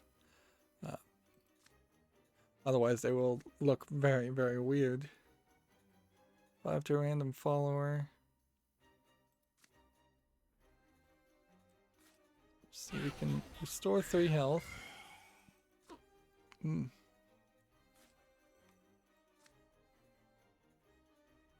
3 damage if it's already been destroyed. Otherwise, 1. This is a Machina character. Can we do this? What arrogance. Didn't do that. Yeah.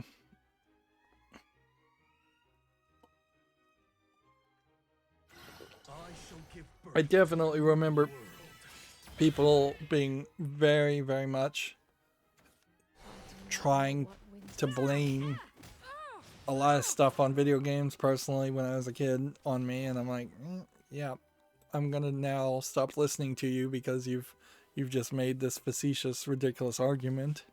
There was certainly a lot of to roughly quote Pink Floyd's The Wall, that there were some teachers who definitely did everything they could to be cruel, and they would blame video games even if they didn't know whether a kid was playing video games or not at home. It would be fairly silly if we started to see like people using software like Zoom to see the games that might be installed on a student's laptop. Although I also wouldn't be surprised if a lot of the Chromebooks are locked down so much that you couldn't even install a game, and then they would use that as a way of saying that's why the kid is failing. Because yeah, bad teachers love to blame everything other than the fact that they're bad teachers, whereas a good teacher would see an opportunity in the fact that a kid might be interested in a certain game and try to use that as a teaching moment, or at the very least as a reward for them learning.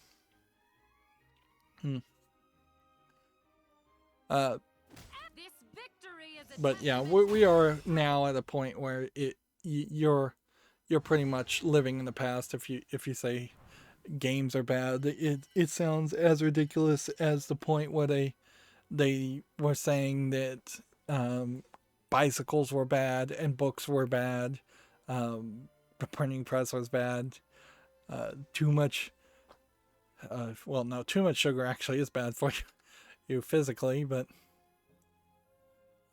yeah, there's always some level of hysteria around whatever the new technology is. They used to say comic books were bad, and yeah, nothing ever ruined society. If anything, the thing that has ruined societies more than anything else is just a lack of tolerance and a lack of education more than anything. Level by Level Gaming said, "True, my father was a 30s kid and he had no concept of gaming. He bought me an Atari when all my friends had Nintendo, and he had no idea what the difference was. In his opinion, was a game is a game." Yeah, there's definitely a lot of parents like that called the Nintendo, the NES the Nintendo, and every other game console the Nintendo. Like that, there are still people to this day that just call everything the Nintendo. 100%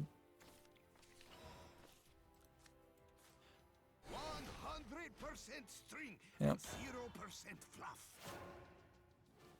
And definitely I've known old people, in all fairness, that I don't want to just jump on all old people. I've definitely known old people that were like deep into things like ham radios and building electronics and record players, and they really did embrace new technologies and embrace the concept of learning. And that's what it really comes down to, is if you never got into Betamax or Laserdisc, nobody cares. But if you never bothered to learn anything new or know that Betamax or Laserdisc existed when those things were relevant, then that's kind of a big deal. Like, if you still have an 8-track player in your car in 2020, that just says so much about your character, in just an unwillingness to learn and embrace modern times and just be able to have even the most basic, like, normal, natural conversation. And there definitely are some categories in which I kind of am bad about that. If somebody tried to talk to me about any modern music, I wouldn't be able to say anything at all, but I could certainly listen to modern music and would be willing to learn. But yeah, I have no idea what modern music is playing these days, or who the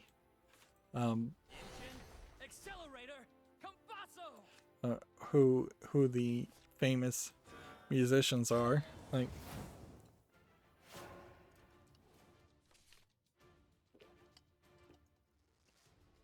Particularly, I can say, like, well, on the Atari, I never played the Atari or anything that was like that first generation of consoles, and some of those games sound like people have nostalgia for them, but they all look so awful. Like that, there's just no graphics there. I couldn't really justify playing any of them. Even E.T., which is probably the most historically relevant game, is not really worth playing. But if somebody was to go and remake E.T. and make it look good, then I'd spotlight that. Pitfall is another example of something that's historically relevant, but it's just not something that I really could justify playing. But there was something else I was going to say about just not willing to learn things. Oh yeah, since I'm a nerd, a geek, whatever, and I'm doing all these weird Linux server stuff that I keep talking about, and I'm sure nobody really cares about. What I see more generally is a lot of people who just don't want to learn even basic technology stuff that they need to know. Like, they don't know how to mute their phones. They don't know how to, like, back up their stuff, but then they would be upset when they lost that data. They haven't really embraced the idea that you probably don't need Word. You can just use Google Docs. Fine. Let's see.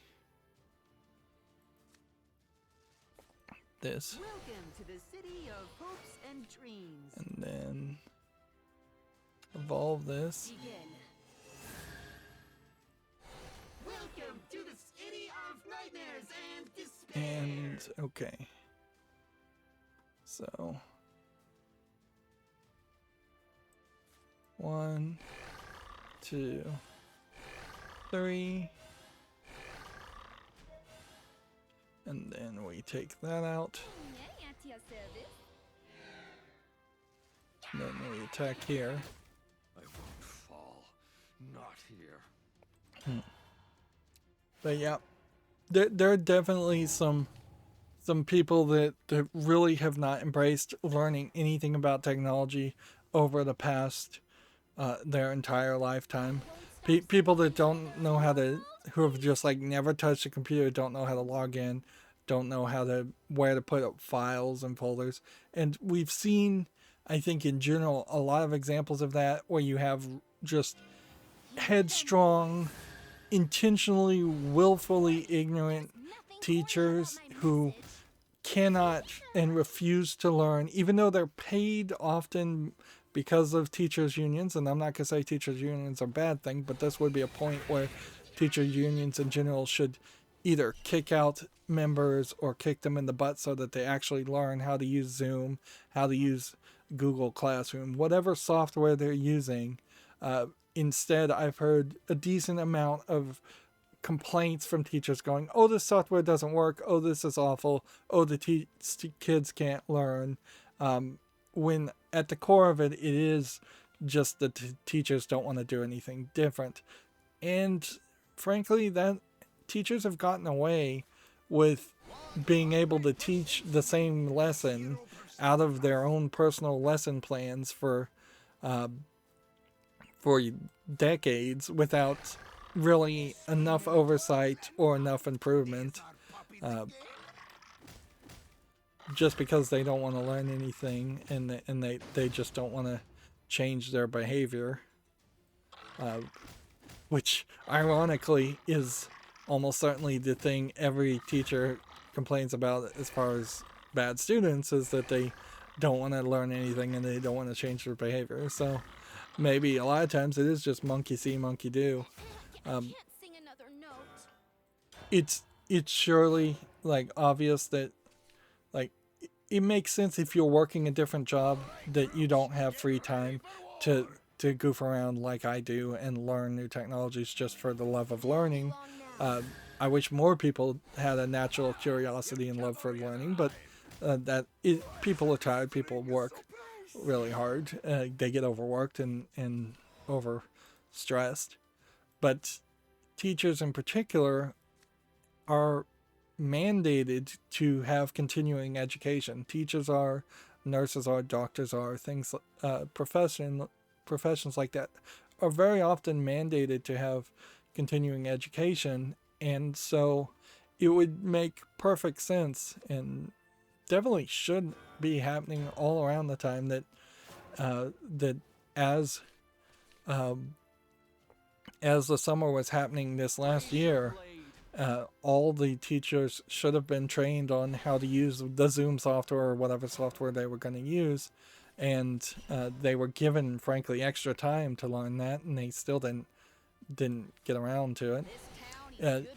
I will throw the IT people a little bit under the bus too. Nobody 2 or 3 years ago saw this coming, so the idea of spending extra effort to have a backend to run software like Zoom and training the teachers to run Zoom would have been ridiculous. It probably would have gotten you fired if you'd even suggested having teachers learn how to use remote conferencing software.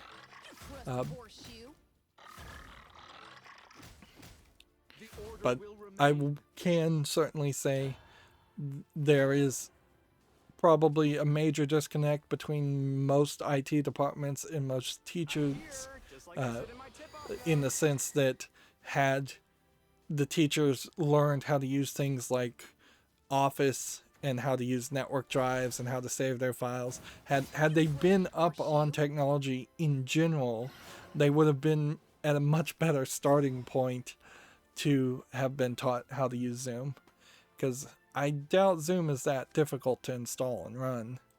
I haven't actually tried, but I certainly had Skype installed. Like, I've used Skype and seen Skype. It shouldn't. I doubt it's any more difficult than that. Do we want to kill this way, or do we want to kill it this way? Please steal responsibly. Moving on back to video games. Here we have a game called Jad, which is a dark black, also in shadow platforming game, Super Meat Boy style frustration platformer. It's early access, $4.79, 10 achievements. No languages. Nope, there's the languages. Missed them. Obviously, that's not a game I'm particularly interested in it. Gamatsu has an article here. Ninjala, the free-to-play game, or free-to-start game, has been downloaded 5 million times. Ninjala looked like it might be a good replacement for Splatoon, not made by Nintendo, but it really doesn't seem like it's gotten enough people's attention to be a consistent experience. You will atone for wasting my time. Okay. And let's do this. Adding flames to the fire. Critter worth their salt. And now we have maneuver. And we can put that Welcome to the city of hopes on and field. dreams. And then in the turn. Gamatsu has another article here. The PlayStation 4 worldwide shipments have topped 113.6 million, which at this point they are really nitpicking to announce that. It is also, I think, worth mentioning, it was just a couple days ago that the anniversary for the PlayStation 2 happened, and Sony didn't even bother to do anything around that. Like, you would think the anniversary of the PlayStation 2 should be an annual important announcement. Right.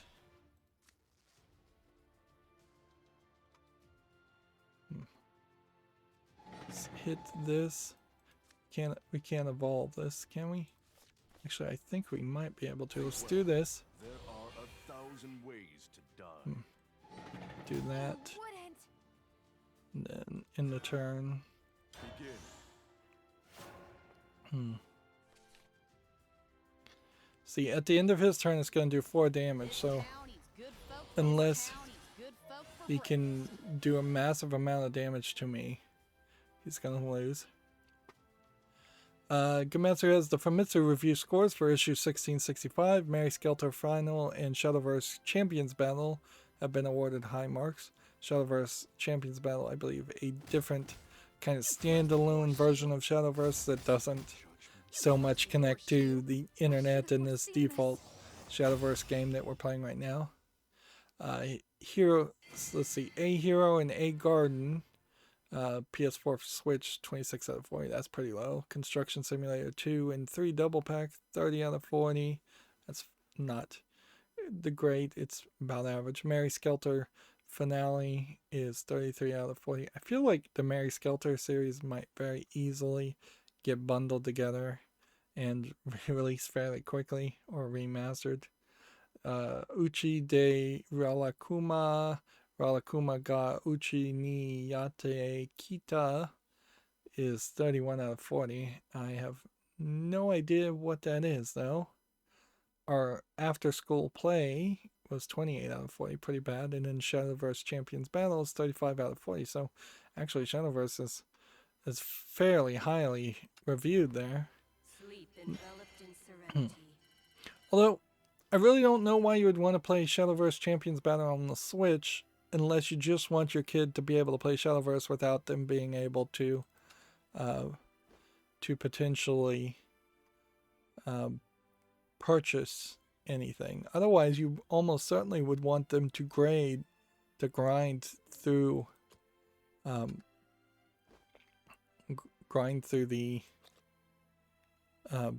regular game and just earn victories the regular way and play the regular game. Maybe you could make an argument that Shadowverse Champions Battle might be a little bit more kid-friendly. It's not like the anime girls in this are extremely lewd, but on occasion you do have a kind of lewd pose. Like Sweet Vampire is a great example of that. Sweet Fang Vampire.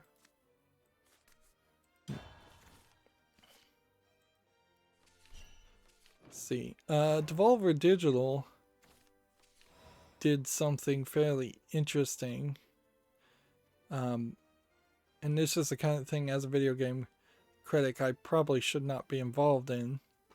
But they had this announcement on the 27th. Our marketing department has forged a new Devolver Digital Platinum Steam code that gives you all Devolver games on Steam, both past and future. Gonna give one out as a test, so retweet to be entered to win. Also buy the new game from Devolver Disc Room. And then they gave it away to somebody. The idea of potentially having just infinite, all free access to Devolver Digital games is certainly appealing to any gamer, even if you're not going to play most of them. But then again, that would mean every Devolver game I would feel the need to disclose, and I probably should disclose that I got the game for free because I won some contest years earlier. And it's frankly just too much work to have to memorize and know which games you got for free and which games you didn't. So it's better just to pay for everything as a video game critic. Now, if you're just playing games and you're not reviewing them or playing them, then you don't have that disclosure issue. And the disclosure issue certainly is something that is more going to get you in trouble as far as your own personal morals and how other people expect you to act. Then it'll get you in trouble with the FTC or the FCC. I guess probably the FTC would potentially crack down on you if you didn't disclose a lot of things. But yeah, you want to be as honest with your audience as you can, and it may very well subconsciously affect you if you do decide to if you do get a game for free. Moving on, we have a Gematsu article. The Young Maiden Otome visual novel Steam Prison is coming to Switch on February 25th in Japan. English subtitles will be included, so this is very possibly a game that would come to the West, probably through the eShop only. And yeah, you could potentially hit play here and see what that looks like. Steam Prison.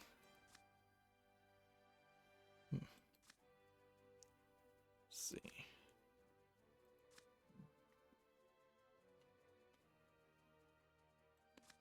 Let's destroy this. And then hit that. And then what else do we want to do?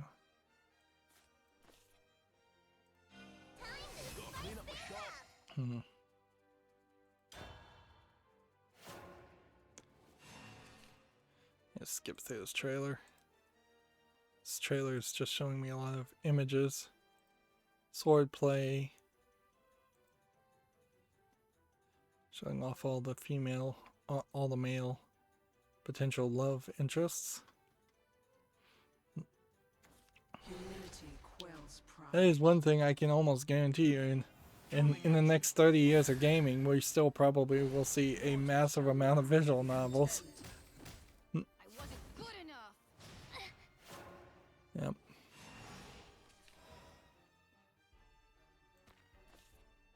Let's see. Deal 5 damage to enemy follower. Bring the flames to the max.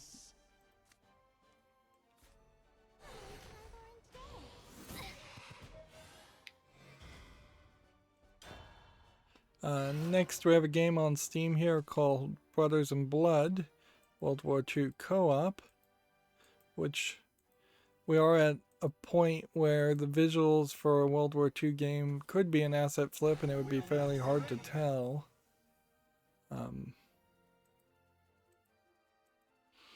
Looking at the different environments shown on the screenshots, though, I don't think there's enough of a game here to interest me, particularly since I'm not very interested in World War II games anyways. It's $17.99 English, and it's online co-op only, so that puts you in a weird position too.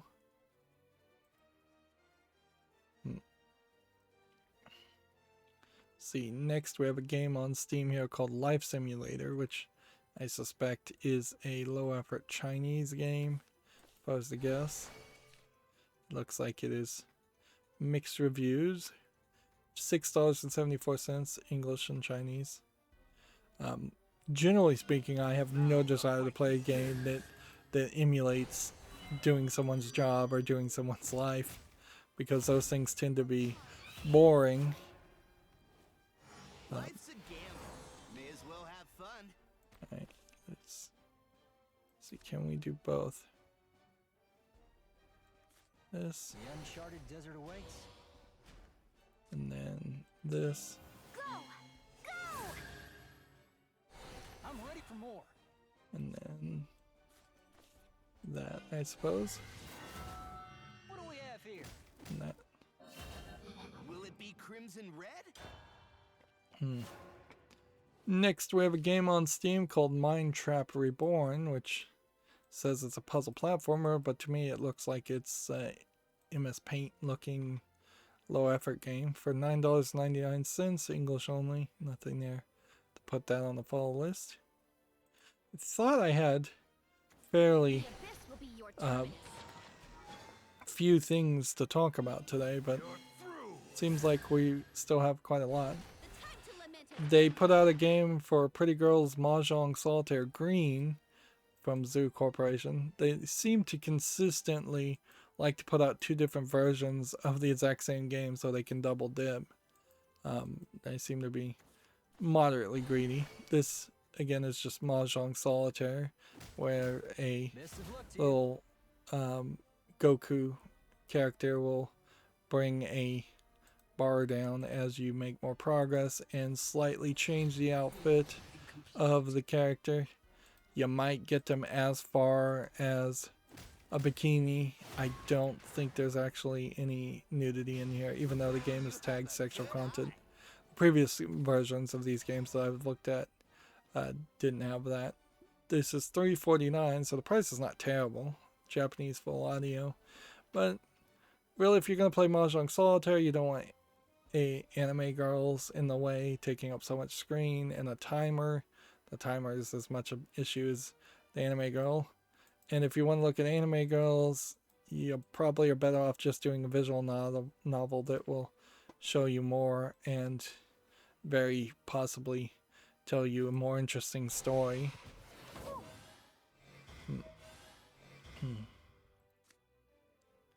Let's see. So I don't think that there's a good reason to put Pretty Girl Mahjong Solitaire on the fall list.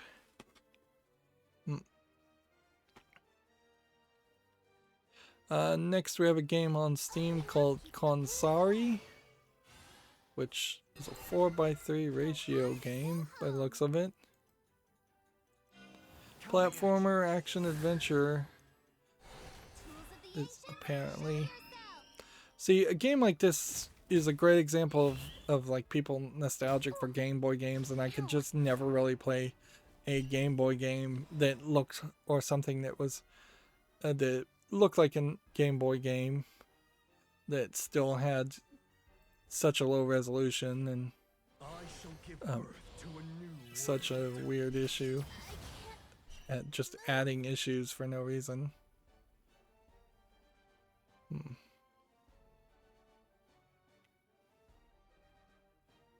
Thus the world begins. Just gonna kill this. Be careful.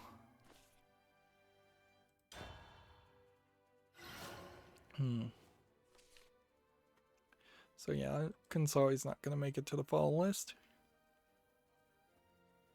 Next we have a game on Steam called Evil Manor.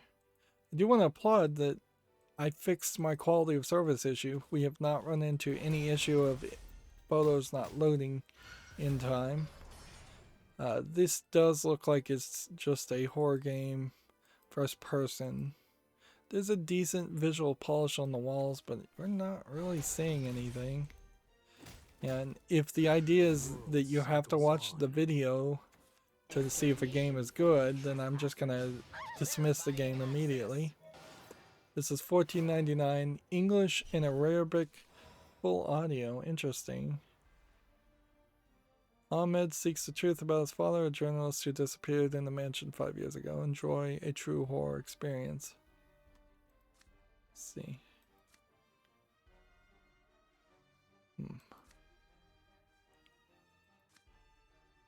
If I played this,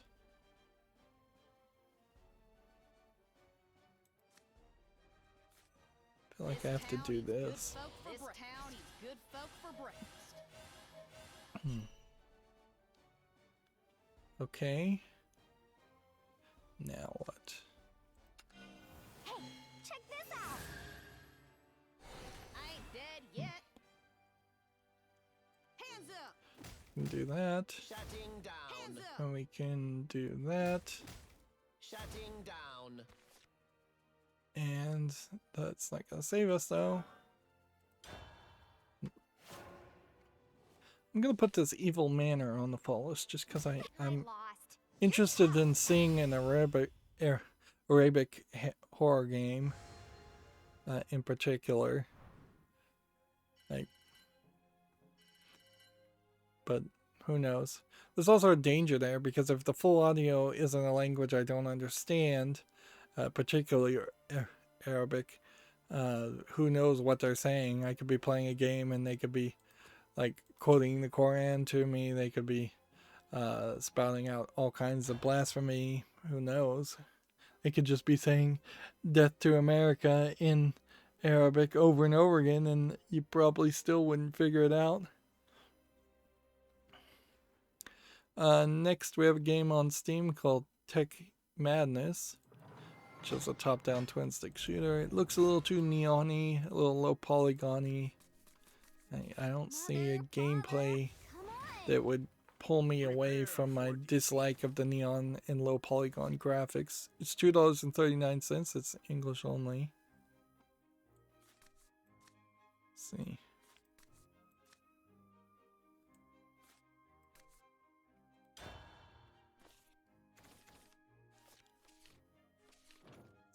Next, we have a game on Steam here called Hawthorne, which, once again, we're seeing a lot of horror games coming out right as Halloween happens. I don't know why you would wait this long.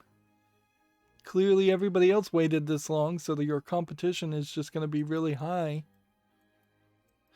And I've never heard of anybody really getting like money to buy video games during Halloween. And even if you were given money on Halloween to buy video games, I still don't know why you wouldn't release your horror game a couple weeks early. That being said, Hawthorne does have a level of visual polish to it. There's just a lot of stuff in these rooms where a lot of times these rooms are completely empty. So I'm going to put it on the fall list. $3.59 is a little too cheap. English full audio. This might be like a 5-hour, like a 30-minute experience. Not 5-hour experience. Let's see. Gamma Sutra has a listing for a job here. Gearbox is hiring a systems designer, which is in Frisco, Texas. The idea that they're working on a new system instead of the Unreal Engine, or that they need somebody new to work on their Unreal Engine for, I assume, the next Borderlands game, does imply that they are going to make some kind of first-person shooter RPG system, which is all pretty much Gearbox does make, even though they've published some other things. So yeah, I wouldn't be surprised if at the core of this really is a case of the current employee that was in charge of that leaving the company. I wouldn't see a terrible reason, except for the economy. That's about the only reason right now you wouldn't leave Gearbox. If you could get a better offer, I think almost everybody would leave Gearbox, because I just don't think Randy Pitchford has any fans left in his own company. And of course, there's probably about 20% of all employees that would just never leave their job, even if they were given a better offer, even if they clearly and obviously recognized that they were in a bad situation and should get a different job. There's just so much fear of change and social pressure around maintaining employment that it traps people into miserable situations quite often. Let's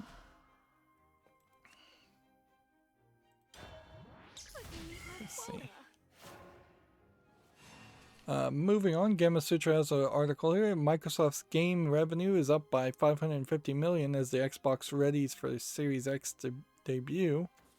So Microsoft seems to be rolling in some cash, which they probably will spend to buy more things, buy more companies. I thought about evolving that card, and I think that may have been the right move, since he was able just to kill it. We're playing against Bloodcraft versus Bloodcraft, so at any point he could play all 9 of these cards and win in 1 or 2 turns. Yeah, he just used ball the right way. Let's see if we can do anything.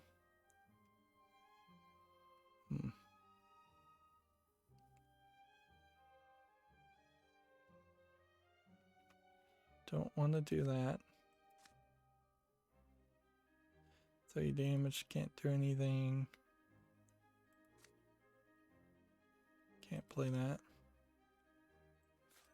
Can do that. Kinda haunted. No, And go ahead and evolve. Looks like you've got another spirit. Gamatsu has an article here. Ark Survival Evolved for the Xbox Series X enhancement update is now available. You can see that compared to the Xbox One at 720p, the Xbox Series X is at 4K. And yeah, you can definitely see that even though they're not showing you the exact same image, instead they're showing you one half versus the other, there is a level of more dynamic range in the colors. The colors here are very muted compared to this, and there's a decent amount of shading and details here. More grass and texture. Although foliage, while that is often considered a visual aspect, is something that you toggle on and off. So that's not really a fair comparison to say, well, there's more foliage here, unless you're just trying to make the argument that the Xbox Series X can handle more foliage. I did it! I He won! conceded.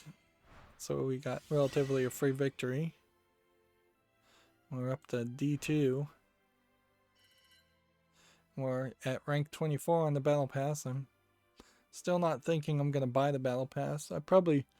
There's a small chance I'll get really, really desperate and buy the Battle Pass right before it expires. But yeah, I just don't know if there's a good reason to do that.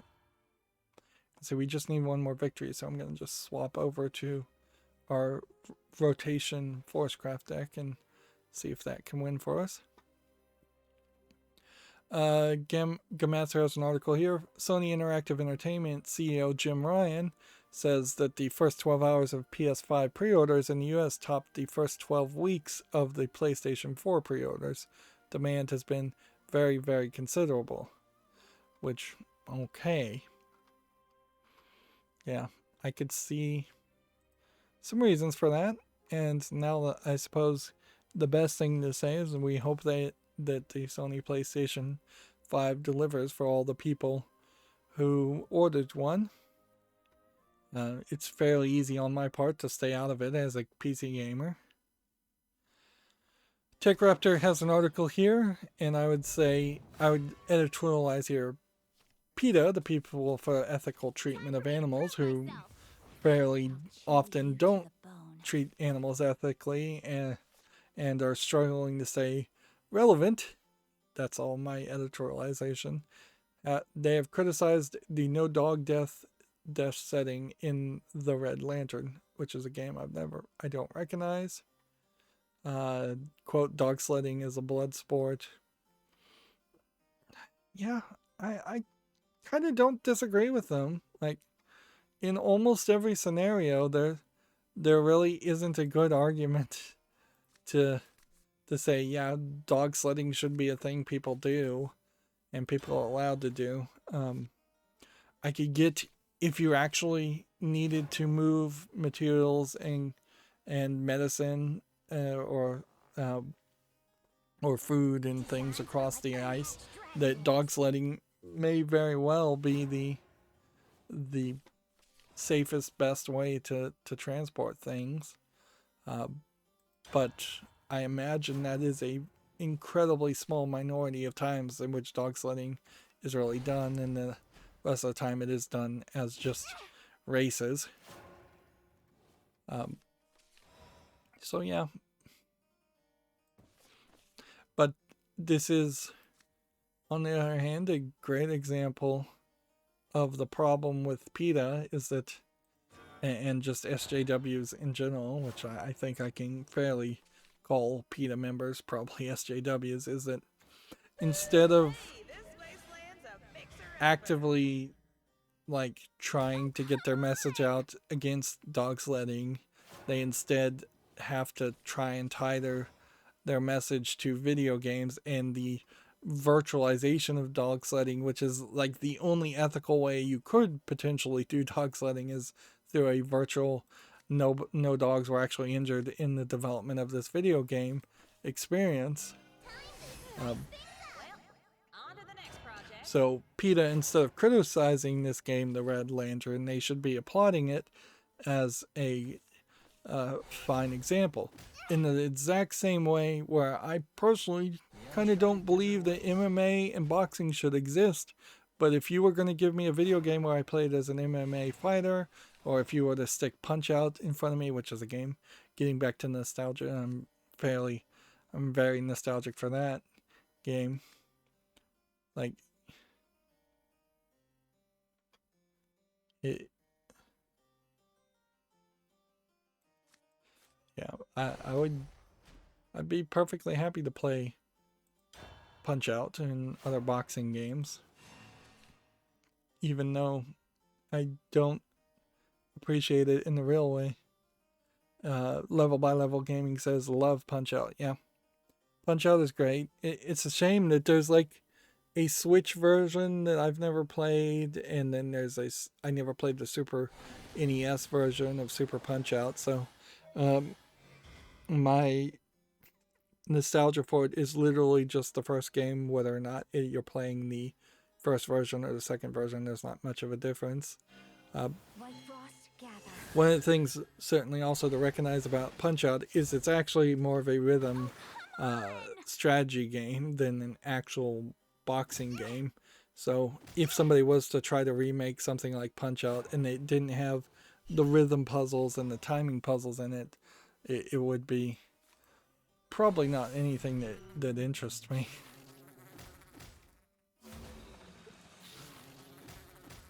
Best of luck to you. Moving on, Gamma Sutra has an article here. Starbreeze's CEO, Mikhail Niermik, resigns with immediate effect. Let's see. The Starbreeze board of directors has named Tobias Sojourn as acting CEO following his departure, but has already begun searching for a permanent successor. Sojourn has plenty of industry pedigree, having previously served as the studio manager at DICE Stockholm and the executive vice president at business development in Paradox Interactive. Starbreeze chairman Torgne Hellstrom thanked Newmark for his years of service with a longtime executive, having recently steered the nearly defunct company through a reconstruction period that saw it refocus its business in a bid to stay afloat. Starbreeze Studios definitely had a lot of definitely seems like it's had a decent amount of controversy around it, more than it should have, and it may still be in the making of a decent publisher of other games, so we may see Starbreeze getting a new CEO that potentially either improving or hurting third-party publishing of certain games. Level by Level Games says, out of time, got to go, good talking to you. Yeah, thanks for chatting to me. It also gave me a great opportunity to test my new third monitor, which is 90 degrees to the left of my eye line, so it does show that I can notice when somebody chats, and I can look at the chat message without having to put it on a cell phone that I often don't look at and don't respond to, and I've been bad about that. So you've helped me test out my software more than you might have known. And certainly it helps to have people chatting in the message in the chat line anyways, because that gets me more views theoretically. Level by Level says nice buy. I am rather close to having 400 subscribers, which is nice, but honestly, unless there is a artificial increase in the number of like random people that get recommended my videos, that happens after you get 400 subscribers, I imagine it won't significantly change how my channel is doing. But it's nice to be over an arbitrary number. It's much nicer to be able to put on a resume I had over 400 subscribers than to say I had 397 subscribers. Um,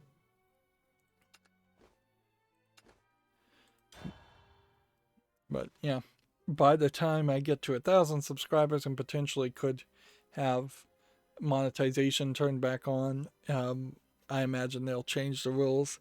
It's fairly obvious that YouTube wants to do all kinds of crazy things.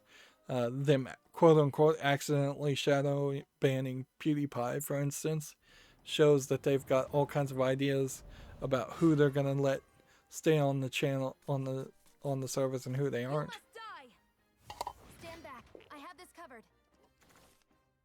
And ideally, hopefully, what you would have is a service like PewDiePie, after being shadow banned, him start to think about starting his own service. But even if somebody like PewDiePie did start their own service, they probably aren't going to let just random people put up their own videos. They probably make it their own thing. Let's speed things up. Too slow. You So- wouldn't. Yeah, unfortunately, there's just not a lot of competition right now, as people are not happy with Twitch and people are not happy with YouTube, and any of the other websites are just not populated with enough viewers to be worthwhile Wouldn't. to focus on. Speaking of focus, you can see Susan Wojcicki, the CEO of YouTube, talking about the US election, when she probably should be focusing more about talking about YouTube in general. And then she only really ats and meets with like big YouTubers like Mr. Beast and MatPat, and like which MatPat himself had some controversy around one of the claims he tried to make, and At your it was service. Gotta follow my nose. was I suppose Gotta follow my nose. mostly forgotten about at this point.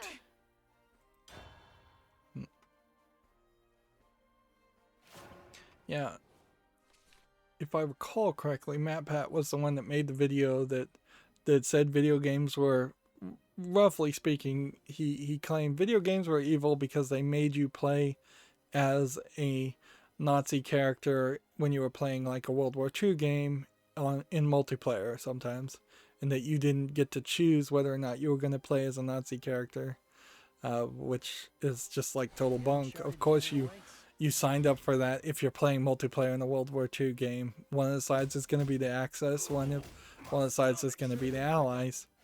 That's going to have people on one side act as the bad guys. Best of luck to you. No one gets past me. Best of luck to you. Let's see.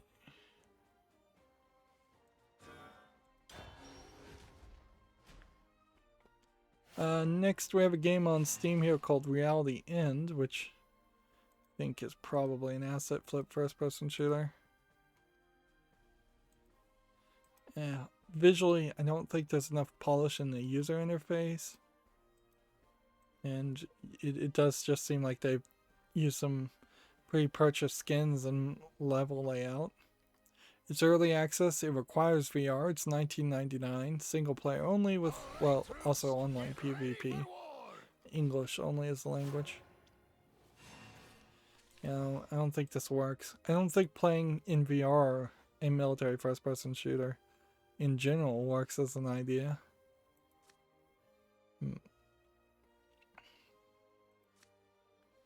Okay. If I was to do this and then evolve this. You look about as tough as a field mouse. You're done for. I love the smell of gun smoke. Die, cretin. That didn't go well.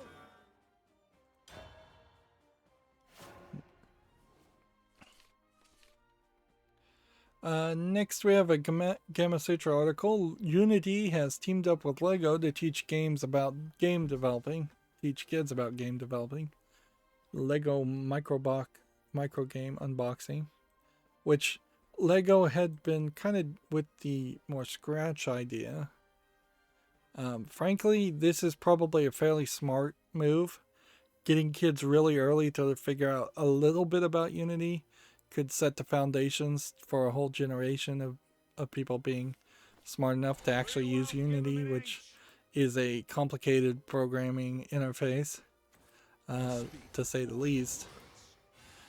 I do feel like, though, they're going to have to work really hard to have something that can actually give you results. Otherwise, this is going to be a lot of frustration for kids. Because, yeah, I just don't expect that to work as well as they think it's going to work. I need more fear, more Alright. Got a job to do. Now I'm going to keep, let's see, this one, and this one. My loyalty is ironclad. And then die, we, cretin. what do we want to do? We want to evolve this, I suppose. It won't be long now. Harder armor, stronger armor. That one, Stronger retreat. Steel and yourself. that one. My loyalty is ironclad. But yeah, I'll definitely look with some interest to see if Unity can really accomplish More fear. something really interesting with a teaching tool.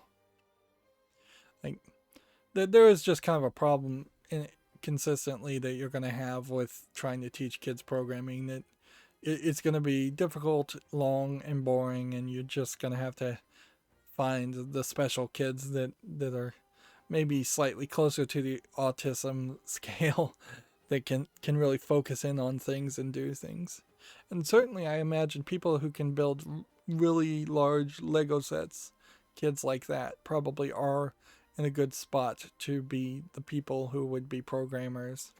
I feel like also Critter worth electronics, just understanding electronics, still is something that people need to be taught, even if almost all electronics are being designed and built in foreign countries at this point. Loyalty is ironclad. And you're not going to build your own radio or do anything like that. Let's see. This evolve. Can we do anything?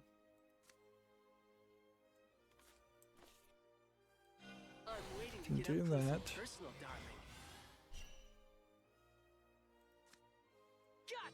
And we can do that. My armor has been pierced.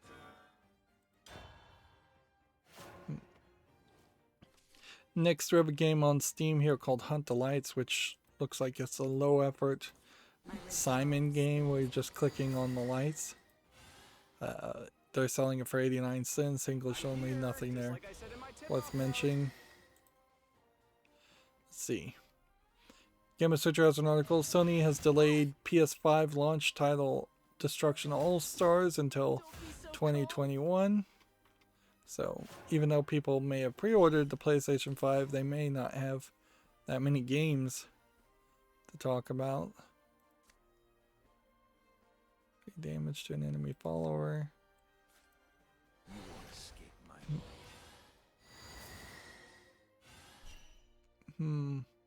a prime target. Oh man, it's one of these guys. Hate these guys. I've lost. Next, we have a game on Steam here called Hive Mind, which looks like you're playing as bees in kind of a kid-friendly game. It's a co-op game with lots of languages. Not sure how you really play it, but also not really interested in finding out. Hive Management Co-op. 1 to 4 players is what it's described as. Next, we have a game on Steam called Carto, which It's tagged as a puzzle adventure game. Where it seems like you can move the world and it reorients the world. Exemplary battle.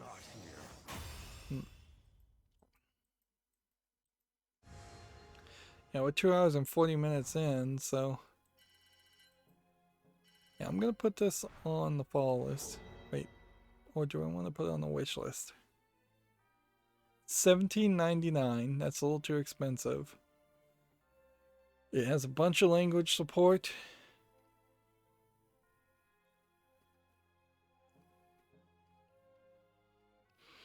I'll put it on the wish list, I guess. It's past that point, so we'll do that. Now for this over here,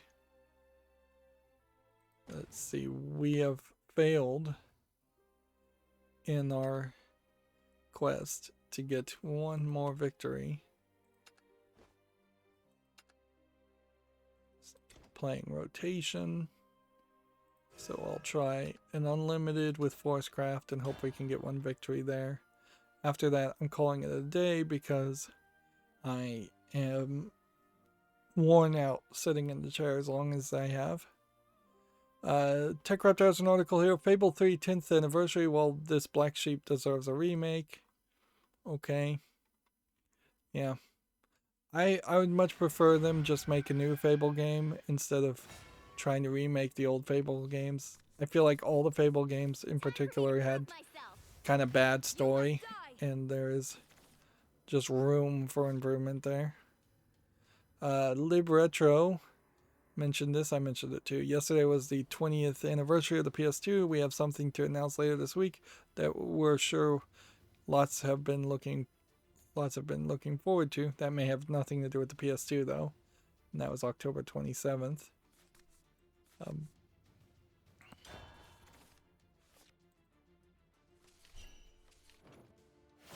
See. Next we have a game on Steam here called Pago Forest Dragon's Revenge, which is tagged as an educational spelling game. Improve your grammatical spelling through the discovery of a heroic fantasy tale.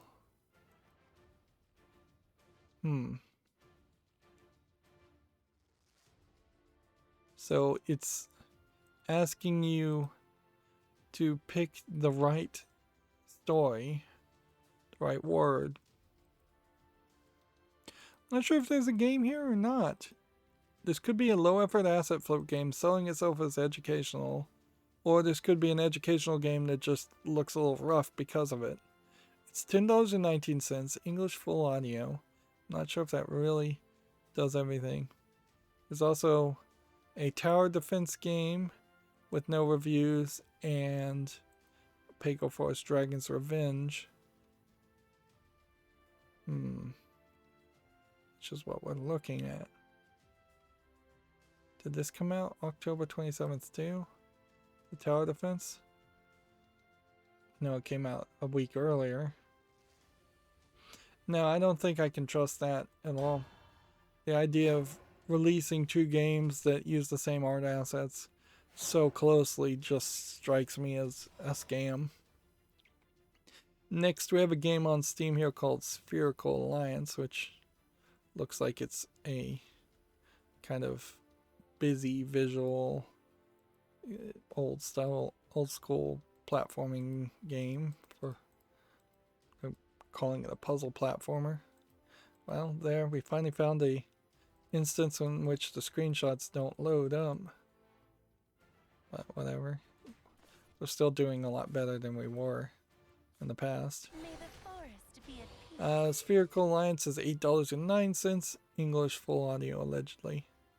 And it's just nothing that I'd want to play.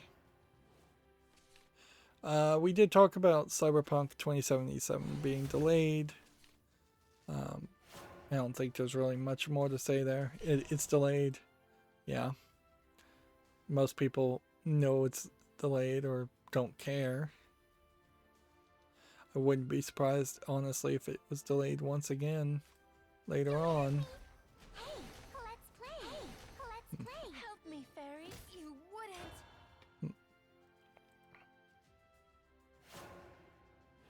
see, next we have a game on Steam just called Voyager, which looks like it's a trivia game.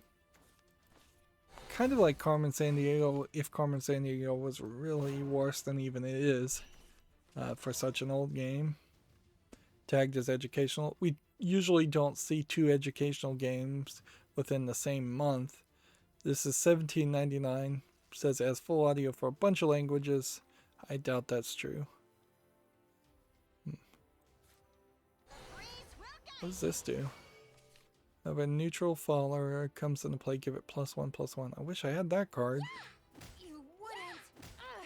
Stay away. Help me, fairies. You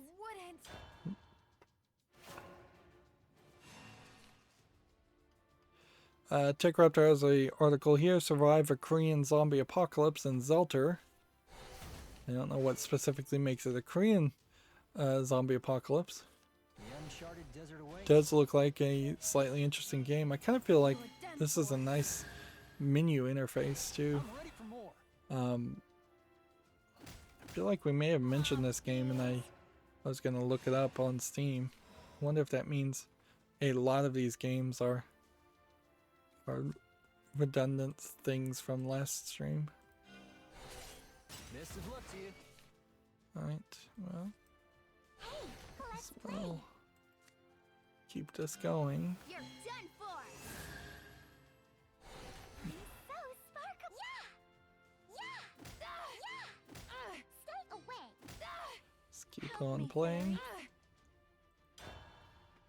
Gamatsu has an article, Layer of the Clockwork God for PS4, and launches November 6th, which apparently it's on Steam already, so let's check it out. It's rated very positively. It sells on Steam for $19.99, and apparently How's that sound? this is from the same guy who made Zing. How's Time that Gentlemen, Please, Been There, Damn That. This So town eats good folk for breakfast. does look like it's some kind of adventure game that looks like it might be good. It's rated fairly positively, so I'll put it on the wish list. Maybe I should not put it on the wish list. Won't be long now. It's English full audio, 21 achievements. Lightning, baby. Saying it's a fast-paced point-and-click adventure game, which, generally speaking, fast-paced and point-and-click adventures are not said in the same sentence. 3 of the leftmost cards in your hand. People are the brightest stars in the sky. Hey, That. let's play. And then evolve that. It won't be long now. I shine, that mortals may know the way forward. And Mortals are adorable. how do we want to handle this? Let's go ahead and kill that. I'm all out of juice. And then hit that one. And then that one. Let's see. Next we have a game on Steam here called Red's Runaway, which is being tagged as a shoot 'em up. Generally I'm not interested in a shoot 'em up. This also looks like it is a It all ends bit of a infinite runner also with boss battles.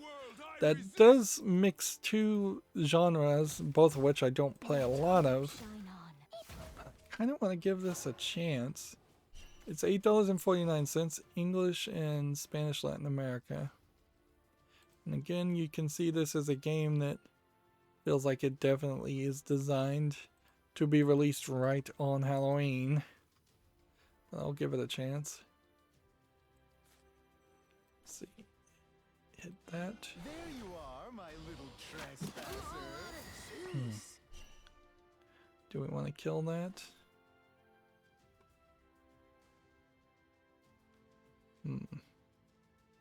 What an oath. Keep faith. That. Stay away. You wouldn't.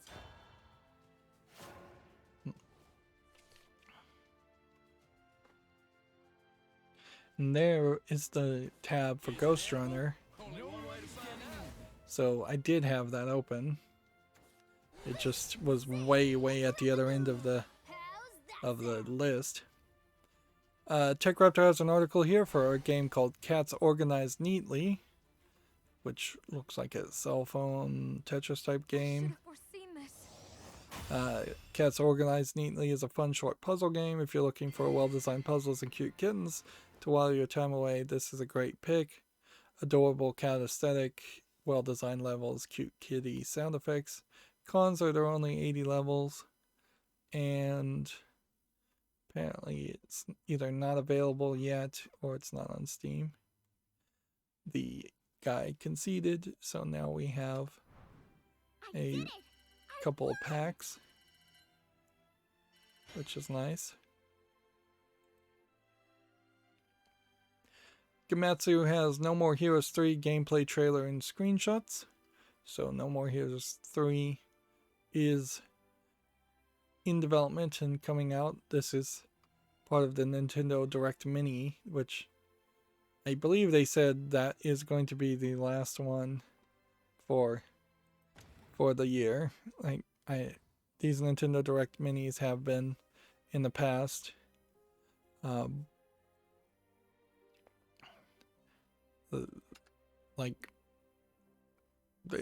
They've been designed to say just small announcements about a small number of games instead of trying to overwhelm people with lots of announcements. And see, since this is a Nintendo Direct, I'm not going to show any of the footage, but I can say the footage I am seeing does look very much like No More Heroes 1 and No More Heroes 2. So it doesn't seem like it's going to change the gameplay style in any great way, whereas the side No More Heroes game that came out did drastically change the gameplay style and turned it from a third person hack and slasher into a top-down twin stick shooter. And the main game is back to a third person hack and slasher. They Switch also, I believe, has a bundle of, wow, when did I get 8 packs of World Uprooted?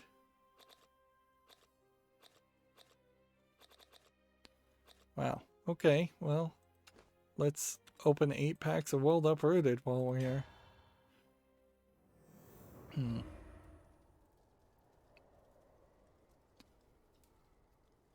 see. TechRaptor has a review for Superland, which looks like a kind of adventure game where you're playing as little polygonal characters.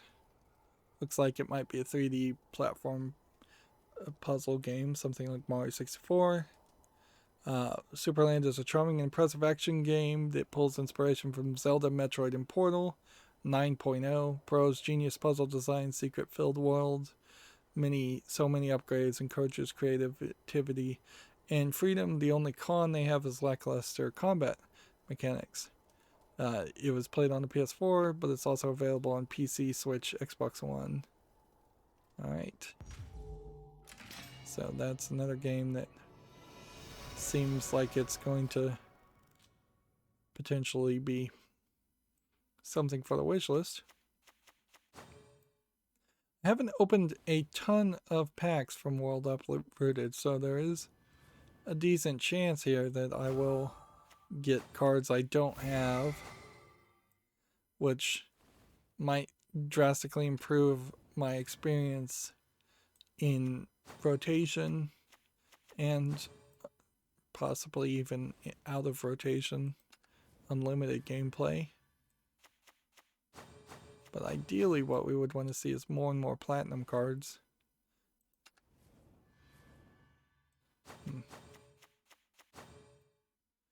Yep.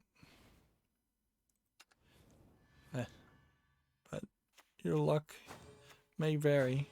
That's one of the problems about the game Destiny Child I keep playing is that I put like a ton of the premium crystals, which you can earn free to play, into unlocking this limited time character, and I still have yet to unlock even a single copy of the limited time character, which is ideally all I would need is just one single copy. But time is running out. I probably have only about a week left.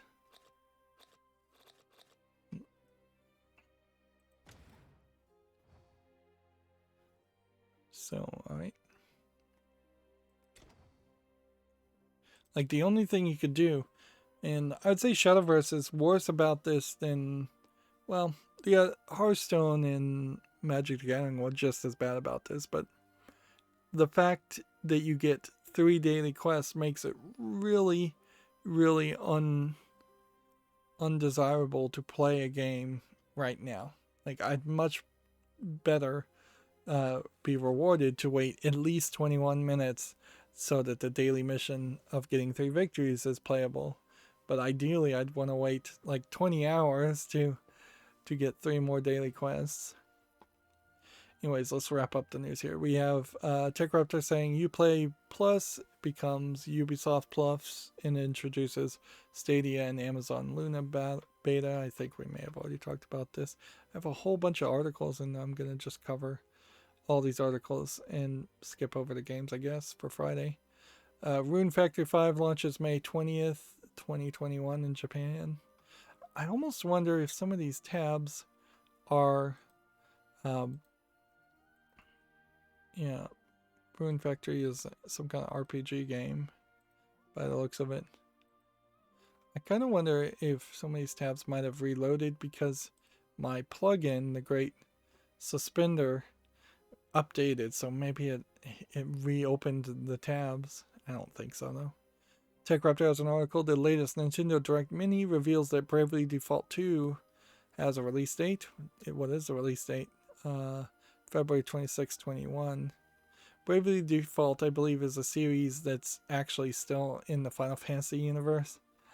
That they just made so many spin-off stories they had to start calling it different things. Gamatsu has an article here. Hitman 3 Cloud version has been announced for the Switch. No release date has been announced though. So apparently they are going to try and just do a Stadia type experience with IO Interactive software for the Switch, which might be the admission here that the Switch cannot handle these AAA modern games, but we kind of knew that was the case, and yet they have to try something, I guess. Same is true here for Remedy Entertainment, and the fact that they have a Control Ultimate Edition cloud version now available for the Switch. Unless these cloud versions mean something different to me, I would assume that the cloud versions are streaming the graphics, and you have to be connected. Here we have Gamatsu. No More Heroes and No More Heroes 2 Desperate Struggle are now available for Switch. I never played 2, but I would definitely like to potentially play these 2 games. Yeah, but I don't think this year I'm going to be able to afford a Switch, even if I could get a Switch. I imagine supply might be fairly tight. I suspect there is a decent chance that the what was I gonna say there? That by the time I do get a Switch, I'll not even want to play the games that are available. There aren't a ton of them, and I don't have a ton of free time to play games that I couldn't stream. Next, Gamatsu has Hyrule Warriors Age of Calamity demo is now available. This is the beat 'em up Koei Tecmo designed game for from the Warriors series with Hyrule characters, and I think a lot of kids are going to be disappointed when they go to play it. Didn't expect it to play a lot like the latest Zelda game, Breath of the Wild, when it won't. Gamasutra has an article. Scopely has raised $340 million to forge new partnerships in mobile games. Was Scopely published? It doesn't say, but I do recognize Scopely. Gematsu has the same article. Bravely Default 2 launches February 26th. Yep. Let's see. Yeah, and then they have the little chibi animation style of those characters. We were just going to talk about the articles and skip the games. Here we have CD Projekt Red CEO says Cyberpunk 2077 is ready on PC, but not for current consoles. Which, yeah, that certainly explains the delay. And then Gematsu has Xbox Series X and Xbox Series S unboxing videos if you're interested in that. Although, frankly, you're being fairly silly if you care about watching an unboxing video on a product. You've gone far too deep, and you can see there's a lot of people that did unboxing videos.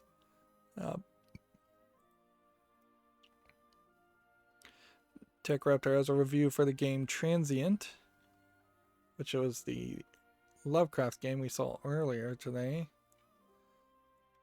And they gave it a 7.0. Transient is an ambitious horror game which fans of H.P. Lovecraft will appreciate for its overarching themes and sneaky references.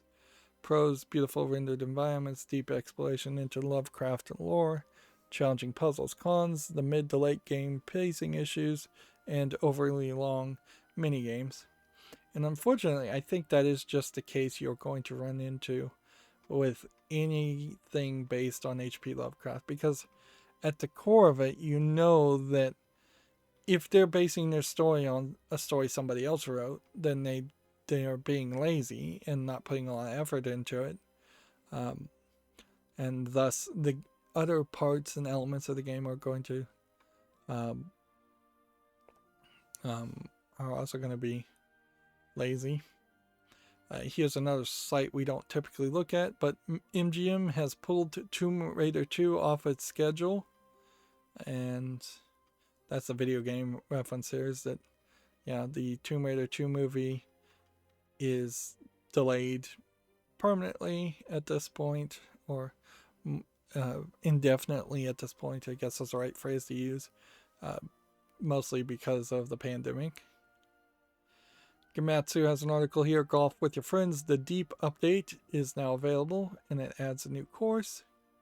So if you have friends and you're golfing with them, you have one new place. And see, yes, there was a game here, according to Gematsu. White Day VR, the Courage Test, is coming to PC on October 3rd. The Korean virtual reality theme park experience comes home. What's funny here is the game that we saw that was called the Courage Test, though, is not this game. Like, let's get this video loading. You can see, like, there's a Korean character that's walking with you, and you're in very different looking rooms. Yeah. And this is a much better looking game than the other game I saw.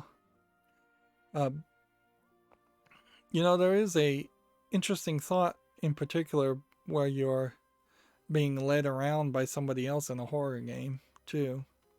That's an interesting idea. Because typically in horror games you're left to your own devices to be scared by yourself, but that doesn't always prove to be the best way to tell a narrative. In fact, it almost never is the best way to tell a narrative. Alright, and that brings me to the Humble Bundle, which they oddly have a comic book bundle starring Street Fighter comics? Street Fighter 4 comics, which, okay. There's some nice covers here. But I wonder how much actual story you could get in a comic book form, and a decent number of like loot images. They need to make a new Darkstalkers game instead of making comics with the Dark Stalkers characters. But yeah, I don't know how you can get action or story, or how much story you really want from a Street Fighter series. There's a bundle here that's giving you a bunch of unimportant game dev stim software that I wouldn't recommend. 22 hours with the Worms bundle about to end, and then 5 days for the Thrills and Chills bundle to end. And yeah, I don't think anything else worth really mentioning. So then let me bring back it to my Twitter and let's see if there's anything new worth mentioning. Let's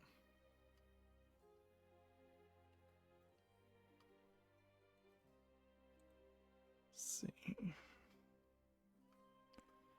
Is there anything new worth saying?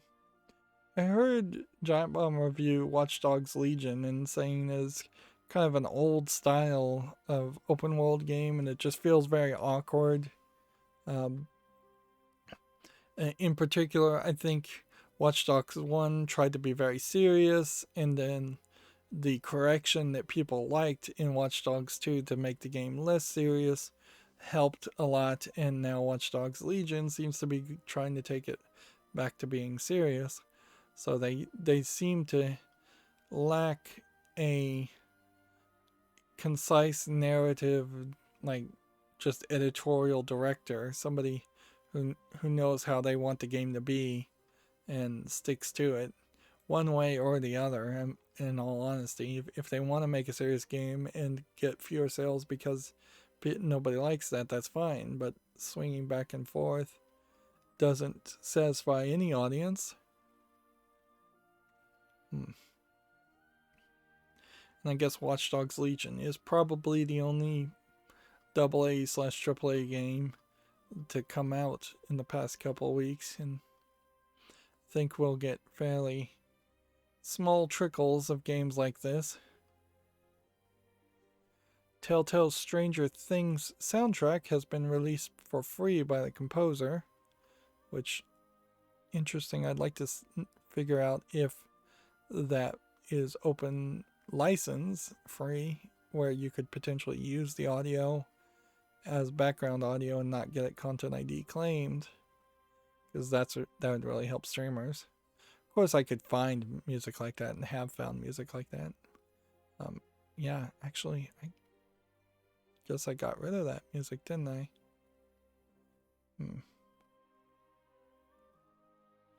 Borderlands 3 is giving out Zoom backgrounds of Borderlands 3, which would probably get you in trouble. And they're also promoting Spirit Halloween Borderlands outfits. Goats arrive in the experimental Bedrock beta feature of Minecraft. Be weird for goats to be released in Bedrock and not released in Java. Yeah, I don't think there are any goats in Minecraft. They have added a decent amount of stuff in the last couple updates for Minecraft, but I don't think goats was one of them. A game called R-Type Final 2 has been released.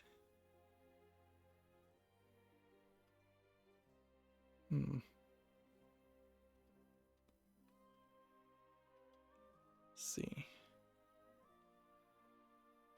There's an article here about the history of the Dreamcast from Sega Europe.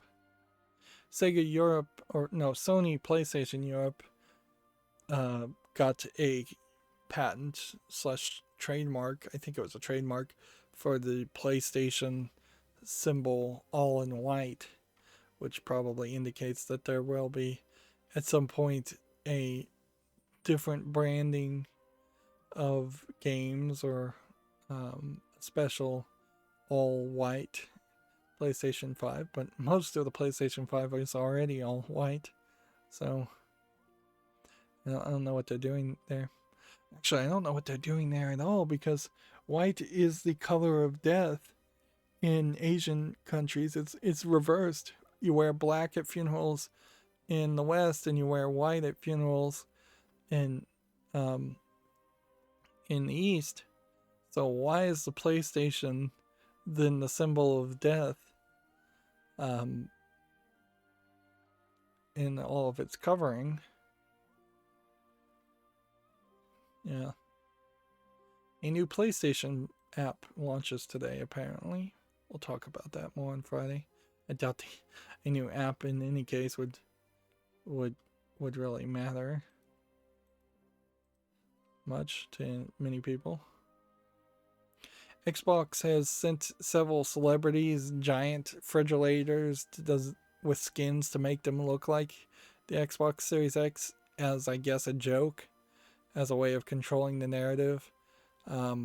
Okay. That's all I really have to say with that. It's probably a funny idea, certainly, but also it's a flash of opulence in troubled times to be sending refrigerators to people. If anything, it would certainly have been smarter if you're going to send a refrigerator to either send refrigerators to random people who entered a contest, or echo the idea that we're sending this refrigerator designed to look like the Series X to Snoop Dogg, but Snoop Dogg and Microsoft have donated over $1 million to some food charity, some food bank somewhere, and this was all done in the spirit of raising awareness for people who are going hungry. Particularly right now, there's a lot of kids that are probably going hungry because school lunch programs have been suspended as they've done internal remote learning more and more. They've just not been as well attended. So yeah, that's something they should have thought of. Anyways, we've gone 3 hours and 12 minutes, so that's going to be it for this stream. As always, I ask you to like, share, subscribe, comment, and watch every second of my videos. If you want a friend or follow me on any social media sites, there's a whole bunch of links down below. And if you want to support me further, there's a link to Patreon, or you can friend me on Steam and give me a game off my wishlist. Thank you for watching. Have a good evening.